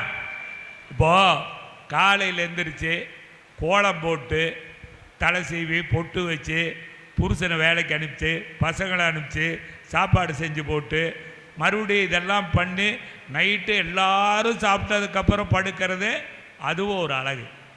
காலையில் எந்திரிச்சு குளித்து பேக் கொண்ட மாட்டிட்டு ஆஃபீஸுக்கு போகிறாங்களே படித்த பெண்கள், அதுவும் ஒரு அழகு. இதை எது அழகுன்னு சொல்ல முடியாது, இவங்க எப்படி அழகாக பேசுகிறாங்களோ அதை வச்சு. வண்ண தமிழுக்கு சாய்வில்லை, வங்காள விருகிட அவருக்கு ஓய்வில்லை. எழுத்துக்களை உடுத்தி கொண்ட என் உயிர் தமிழே, உன் சுவையை உச்சரிக்க உச்சரிக்க உயிர் தலைக்கும், உன்னால் 1000 சூரியன்கள் கண்விழிக்கும். எந்த மொழி எழுதினாலும் எழுத்தாணி வெறும் பொருள்தான். எந்த மொழி எழுதினாலும் எழுத்தாணி வெறும் பொருள்தான். தமிழை உனை மட்டும் எழுதுகையில் அது உயிர் பெறுகிறதே உன் திருவருள்தான். உன்னை பற்றி பேச உனையே வணங்குகிறேன், சிறகு முளைத்த வார்த்தைகளால் செந்தமிழை தொடங்குகிறேன். நல்லா எல்லாம் ஒரே ஒரு தடவை கைத்தில் கொடுங்க. ஆனால் பேஸை ஃபுல்லாக கம்மி பண்ணுங்க, ஒன்றும் பிரச்சனை இல்லை. ஒரு ஆம்பளை இவ்வளவு நேரம் பேசினார், ஏதாவது பிரச்சனை இருக்கு? ஆமா, பல கோளாறு இருந்தாலும் எந்த ஆம்பளைக்காவது கண்ணு தெரியுதா? நீங்க வாட்டுக்கு வந்து கட்டிட்டு போறீங்க, யாருக்கு என்ன கேட்குது என்ன கேட்கல ஒன்றும் புரியல, தானா வந்து பேசிட்டு தானா போக வேண்டியது. ஒண்ணுக்கு 2 மைக்கு வேற. ஆமா, ஓப்பனிங்லே எதிரணியில் இருக்கிற 3 பேருக்கும் ஒரு விஷயம் சொல்றேன். தூரத்துல இருந்து பார்க்க தான் நான் கொஞ்சம் பர்சனாலிட்டியா இருப்பேன், வாயை தந்தேன்னா முனிசிபாலிட்டி கூவுமே கொப்பளிக்கும். என்னை எதிரணியில உட்கார வச்சுக்கிட்டு ஏன் வாயை பிடுங்குற மாதிரியே, கல்யாணத்துக்கு முன்னாடி நாங்க எவ்வளவு சந்தோஷமா இருந்தோம், கல்யாணத்துக்கு முன்னாடி நாங்க ஆடுனோம், பாடுனோம், ஓடுனோம், ஒடியாந்தோம், கல்யாணம் பண்ணி என் வாழ்க்கையே நாசமா போச்சு. என்ன பேசுறீங்க 3 பேரும்? 2 ஆம்பளைங்க பேசுனாங்க, அதை கூட ஏத்துக்குவேன். நீ எல்லாம் என்ன பேச்சு பேசுற? கல்யாணம் பண்ணி என் புருஷன் 3 நாள்ல இருக்கிற நகையெல்லாம் அத்துட்டான், அதனாலதான் நான் அவனை அத்தான்னு சொன்னேன். நான் ஒரு விஷயம் கேட்குறேன், கல்யாணம் பண்ணி புருஷன் நகையை அத்தாதனால அவர் அத்தான்னு சொன்னல, இப்போ பட்டிமன்றம் முடிஞ்சு சத்தியமாக கைலாஷ் நடு ரோட்டில் தான் விட்டுட்டு போவார். பணம் கொடுத்துருவாருங்க, அது வேற, கொடுத்துட்டு நடு ரோட்டில் விட்டுட்டு போவார். கழுத்தில் இருக்கிற கடைசியில் சொன்னீங்களா அதுவும் பொய்யா நிஜமா? இல்லை உண்மைதான். நடு ரோட்டில் விட்டுட்டு போவார். கழுத்தில் இருக்கிற 5 பவுன் செயினை எவனாவது அத்துக்கிட்டு ஓடனானா அவனை அத்தான் அத்தான் அத்தான் அத்தான் பின்னாடியே போய் பிடிப்பிய? ஒரு மனசாட்சி வேண்டாம்? ஏன் தெரியுமா, அன்னையிலேருந்து இன்னைக்கு வரைக்கும் சில பெண்கள், ஏன் பல பெண்கள் கணவன் அத்தான்னு கூப்பிடுறாங்க? தமிழில் உள்ள முதல் எழுத்து ஆ, கடைசி எழுத்து இன், எனக்கு முதலும் முடிவுமா இருக்கிறது என் புருஷன் மட்டும்தான்ற ஒரே காரணத்தினால தான் அத்தான்னு கூப்பிடுறோம். ஏன் இப்ப கூப்பிடுறது இல்ல அத்தான்னு? நான்லாம் கூப்பிடுறதே இல்லை, வாடா போடான் தான். ஏங்க ஊருக்குள்ளார பூரா அத்தா அத்தான்னு என்னைக்காவது நமக்கு சினிமாவோட வேணா கேட்கணும். வந்த உடனே நாகமுத்து பாண்டியன், ஐயோ அப்பா என்ன நகைச்சுவே அள்ளி தெளிச்சு. அம்மா சமையல் எப்படி இருக்கும் தெரியுமா? அம்மா அள்ளி அள்ளி போடுவாளாம், பொண்டாட்டி கிள்ளி கிள்ளி போடுறாளாம். உனக்கெல்லாம் சமையல் ஆக்கி போடுறதே பெருசு, அள்ளி போட்டா என்ன கிள்ளி போட்டா என்ன? தப்பு. இதுல உங்க ஊர்ல எல்லாம் தொட்டுக்கன்னு சொல்லுவீங்களா, வேற எப்படி சொல்லுவாங்க? தொட்டுக்கன்னு தான் சொல்லுவாங்க. இவெல்லாம் கஞ்சிக்கு இல்லாம தான் அலைய போறான். கரெக்ட், இப்பதான் நீங்க சரியா பேசியிருக்கீங்க. உனக்கெல்லாம் சோறாக்கி போடுறதே பெரிய விஷயம், தொட்டுக்க வச்சு போட்டா என்ன, வைக்காம போட்டா என்ன, தின்னுட்டு போக வேண்டியதானே. சும்மா பேப்பர்ல எழுதி சோறுன்னு கொடுக்கலாமே ஒழிய இவனுக்கெல்லாம் வட்டல்ல எல்லாம் சோறு போட முடியும். கரெக்ட், அதேதான். எல்லா மனைவி சார்பாகவும் ஒரு விஷயம் சொல்றேன், எல்லா கணவனும் நல்லா கேட்டுக்கங்க. கொரோனா வந்துச்சுல்ல, இதோ என் அணியில் இருக்க சகோதரி தான் சொன்னாங்க, பேண்டமிக் 2 வருஷம் கொரோனா வந்துச்சுல்ல, இந்த உலகத்திலேயே எல்லா அறையும் மூடப்பட்டு இருந்தது, மூடப்படாத ஒரே அறை மனைவியுடைய சமையல் அறை தான். நான் கேட்குறேன், கல்யாணத்துக்கு அப்புறம் சந்தோஷம் இல்லை, பொண்டாட்டி ஒழுங்கா சமைக்கல, பொண்டாட்டி நல்லவ இல்லைன்னா கொரோனா உங்களெல்லாம் கொண்டு போயிருச்சுன்னு சொல்லி இத்தனோண்டு விஷத்தை கலந்து உங்களெல்லாம் அனுப்புறதுக்கு எங்களுக்கு எவ்வளோ நேரம் ஆயிருக்கும்? எவ்வளோ நேரம் ஆயிருக்கும்? அது மட்டும்தான் உங்களுக்கு தெரிஞ்ச ஒரு விஷயம், நல்ல விஷயம். பெண்ணுக்கு நல்ல ஒரு விஷயம் கேட்டுக்கங்க, என்னைக்குமே ஒரு பெண்ணுக்கு, குறிப்பா தாய்க்கு ஆக்கத்தான் தெரியுமே தவிர அழிக்க தெரியாதுன்றதுதான் உண்மை. அதனால தான் உங்களெல்லாம் உசுரோட வச்சிருக்காங்க உங்க அம்மா. இல்லைன்னா அரளி விதை தான் அப்பவே அரைச்சு கொடுத்துருப்பாங்க. கல்யாணம் ஆயிடுச்சா உனக்கு? எனக்கா? சார் அங்க சார், சாரி சார், ஏமா நான் கேட்கக்கூடாதா? நாகமுத்து பாண்டியனை கேட்டேன் சார். நடுவர் ஏதோ கேள்வி கேட்கிறாரு. நடுவரை கேட்கல சார், நாகமுத்து. உங்களுக்கு கல்யாணம் ஆயிடுச்சா நாகமுத்து பாண்டியன்? நாகமுத்து அவர் பேரு. அவர் ஒரு மனுஷனா நினைக்கிறதே தப்புன்னு சொல்றீங்க, அப்புறம் ஏன் பேசுறீங்க? இல்ல கல்யாணம் ஆயிடுச்சா சொல்லுங்க. என்ன காது கேட்கலையா? கல்யாணம் ஆகலையா? எனக்கு எப்படா தெரியும் உனக்கு கல்யாணம் ஆச்சா இல்லையான்னு? என்ன நானா வந்தேன் கல்யாணத்துக்கு? ஆளப்பாரு, கல்யாணம் ஆச்சா இல்லையா? ஆகலையா? எவ்வளவு போய் பேசுறான் பாருங்க. உருப்படியா எதையாவது சொல்ல தெரியுதா? கல்யாணம் ஆச்சா இல்லையான்னு கேட்குறேன். கல்யாணம் ஆச்சுன்னு சொல்ல தெரியல, ஆவலுன்னு சொல்ல தெரியல. கல்யாணம் ஆகலைன்னா இதுக்கப்புறம் ஆகாது, ஆச்சுன்னா அதோட போச்சு அந்த பிள்ளை வாழ்க்கை. இதை விட ஒரு வாழ்த்து வரம் கொடுக்க முடியாது. ஆமா, பேசின பேச்சுக்கு இதுவே ஜாஸ்தி. இதுல பெண்கள் எல்லாம் மேக்கப் போடுறாங்க, மாய்ஸ்சரைசர் போடுறாங்க, லிப்ஸ்டிக் போடுறாங்க, இது போடுறாங்க. பேசின பேச்சுக்கு இதுவே ஜாஸ்தினா பேசினாரா? ஆமா, என்ன பேசினாருன்னு அவர்கிட்ட தான் கேட்கணும். பெண்கள் மேக்கப் போடுறாங்க, மாய்ஸ்சரைசர் போடுறாங்களா, லிப்ஸ்டிக் போடுறாங்களா, ஃபவுண்டேஷன் போடுறாங்களா. நான் என்ன கேட்குறேன், அழகுக்கு தான் அழகு சேர்க்க முடியும், இந்த அலுமினிய குண்டானுக்கெல்லாம் என்னத்தை சேர்க்கறது? இல்ல சொன்னதுக்கு அப்புறம் பார்த்தா கொஞ்சம் நியாயமா தான் தெரியும். தெரியும் பார்த்தேன் முகத்தை. சொல்லுங்க சொல்லுங்க. இல்ல இப்படி ஒரு முகமானு தான், வேற ஒண்ணு பாத்தீங்கல்ல. அதுக்கப்புறம் கன்ஃபார்ம் பண்ணிக்கங்க. எனக்கு கல்யாணம் ஆகி 6 மாசம் ஆகுது சார், நியூலி மேரிட். அதுக்காக ஒரு தடவை கைத்தறி. இல்ல அவர் எப்படி இருக்காரு? நல்லா இருக்காரு, சுபிட்சமா இருக்காரு, ஒன்றும் பிரச்சனை இல்லை. மேடையில வந்து சொல்ற பேச்சா இல்ல வீட்டுல போய் சொல்ற பேச்சா? இல்ல இல்ல, நிஜமாவே சந்தோஷமா தான் இருக்காரு அப்படின்னு தான் நான் நினைச்சுக்கிட்டு இருக்கேன். தெரியல, அவர்கிட்ட தான் கேட்கணும். உண்மையாவே கல்யாணமாகி 6 மாசம் ஆகுது. எங்க போனாலும் என் மேல அவ்வளவு அக்கறை சார் என் வீட்டுக்காருக்கு. இல்ல நானே ஒரு 2 வருஷத்துக்கு முன்னால பார்த்து அப்பவும் கல்யாணம் ஆகி 6 மாசம் இப்பவும் 6 மாசம் ஆகுது. ஆனா அவங்க கிட்ட என்ன ஒரு சிறப்புனா அன்னைக்கு ஒரு பேச்சு இன்னைக்கு ஒரு பேச்சுங்கிறது இல்ல. என்னைக்குமே ஒரே சொல், அவ்வளவுதான். சத்தியமாக கல்யாணம் ஆகி 6 மாசம் ஆகுது. போய் சொல்றாரு. இந்த சைடு பார்க்காதீங்க வேற. ஐயா பாக்குற மாதிரியா இருக்கு? பார்க்க மாட்டேன். நீங்க பேசு. ஆமா, எனக்கு கல்யாணம் ஆகி 6 மாசம் ஆகுதுன்னு சொல்றேன்ல. திருமண வாழ்க்கை இருங்க சார், திருமண வாழ்க்கை சந்தோஷம் ஏன் சொல்றேன் தெரியுமா? எங்க போனாலும் என் கணவருக்கு என் மேல அவ்வளோ அக்கறை. இப்ப கூட எனக்கு சொன்னாரு, நம்ம ஊர்ல மழை பெய்யுது, இங்க மழை பெஞ்சா நீ நனைஞ்சிராத. ஏன் மாமான்னு கேட்டேன். தங்கம் நீ சந்தனம்டா, கரைஞ்சிடுவடா, பத்திரமாயிரு சொன்னாருங்க. என்ன இப்போ அப்படியே சிரிப்பு, அப்படியே உங்களுக்கெல்லாம் என்ன நம்பிட்டேன்? சொல்லலை, நான் சொன்னீங்க. சொன்னாரு. சரி சரி விடுங்க. இப்ப என் கணவர் என் முன்னாடி இருக்கிறதுனால போய் சொன்னாருன்னே வச்சுக்குவோம். பாருங்க, அவரு நான் வீட்டுக்கே போறேங்கிறாரு. அங்க போய் அடி வாங்குறதுக்கு இங்கேயாவது சும்மா இருக்கலாம்ல. சரி, என் வீட்டுக்காரு 6 மாசத்துல சொன்னாரு, சொல்லல, விட்டு தள்ளுங்க போகுது. இவங்க வீட்டுக்காரு இப்ப வரும்போது என்கிட்ட சொன்னாங்க, அவங்க வீட்டுக்காரு சொல்லி அனுப்புனாராம், மேடைக்கு போகும்போது பத்திரமா ஏறிப்போன்னு சொன்னாராம். ஏன்னு நான் கேட்டேன். இல்லடா நீ பட்டாம்பூச்சி எப்ப திடீர்னு பறப்பன்னு தெரியாது, பத்திரமா பொறுமையா போன்னு சொன்னாராம் அவங்க வீட்டுக்கார். நம்புற மாதிரி இல்லையா? ஒரு விஷயம் எல்லா கணவருக்கும் சொல்லவா, நான் சந்தனமா இல்லையான்னு எனக்கு தெரியாது, அவங்க பட்டாம்பூச்சியா இல்லையான்னு அவங்களுக்கு தெரியாது. தினந்தோறும் முகத்துல கண்ணாடியை நாங்க வச்சுட்டு பார்த்துக்கிட்டு தான் இருக்கோம். எங்க மூஞ்சி எப்படி இருக்கும்னு எங்களுக்கு தெரியும். இருந்தாலும் எல்லா கணவனுக்கும் ஒரு விஷயம் சொல்றேன், நல்லா கேட்டுக்கங்க. மனைவியை பொய் சொல்லி நேசிப்பதில் தவறில்லை, பொய்யாக நேசிப்பது தான் தவறு. பொய் சொல்லி லவ் பண்ணுங்க, வாழ்க்கை ஜாலியா இருக்கும். பொய்யா தான் நேசிக்க கூடாது. இங்க ஒண்ணு அங்க ஒண்ணு பேச்சுன்னு பேசக்கூடாது. கொஞ்சம் தள்ளி பாருங்க. என்னை பார்த்து சொல்ற மாதிரி இருக்கு. நான் உங்களை பார்த்து எதுவுமே சொல்ல மாட்டேன். பேர் மட்டும் ஏன் முத்துன்னு வச்சுக்கிறாரு? கேளுங்க நல்லா. முத்து, வைரம், வைடூரியா, மரகதா.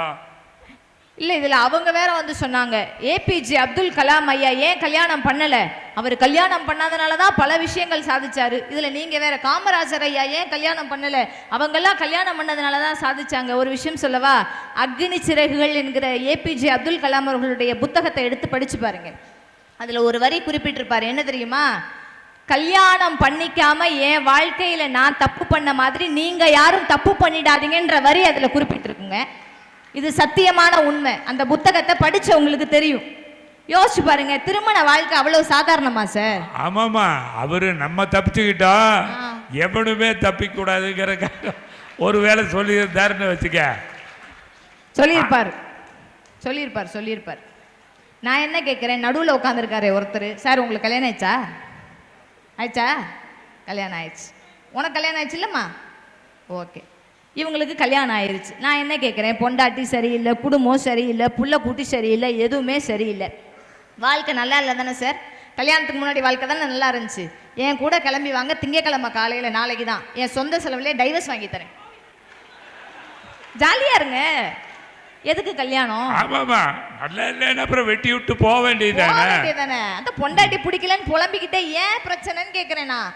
நான் என்ன கேட்குறேன், கல்யாணம் பிடிக்கலன்னு பேசுறதுக்கு இத்தனை ஆண்கள் இருக்கீங்கல்ல, ஒரே மனுஷன் பொண்டாட்டி பிடிச்சிருக்குன்னு சொன்னவரை என்ன செய்யறீங்க வச்சு? பாவம் அந்த மனுஷன், அவர் உண்மையை தெரிஞ்சு பேசுறாரு. என்னைக்காவது ஒரு நாள் பொண்டாட்டி செஞ்ச சமையலை எந்த புருஷனாவது பாராட்டி இருக்கீங்களா? பாராட்டுற மாதிரி செய்யணும்ல.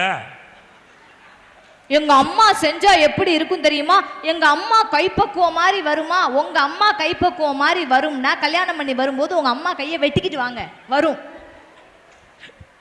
நான் என்ன கேட்கிறேன், நல்ல ஐடியா சொல்லிக்கிற ஒருத்தி வந்து குடும்பத்துல வந்து கொலகாரி ஆகிறதுக்கு என்னென்ன ஐடியா வேணுமோ அதெல்லாம் சொல்றேன். எல்லா ஐடியாவும் நான் சொல்லுவேன், அமைதியா கேளுங்க. அப்படி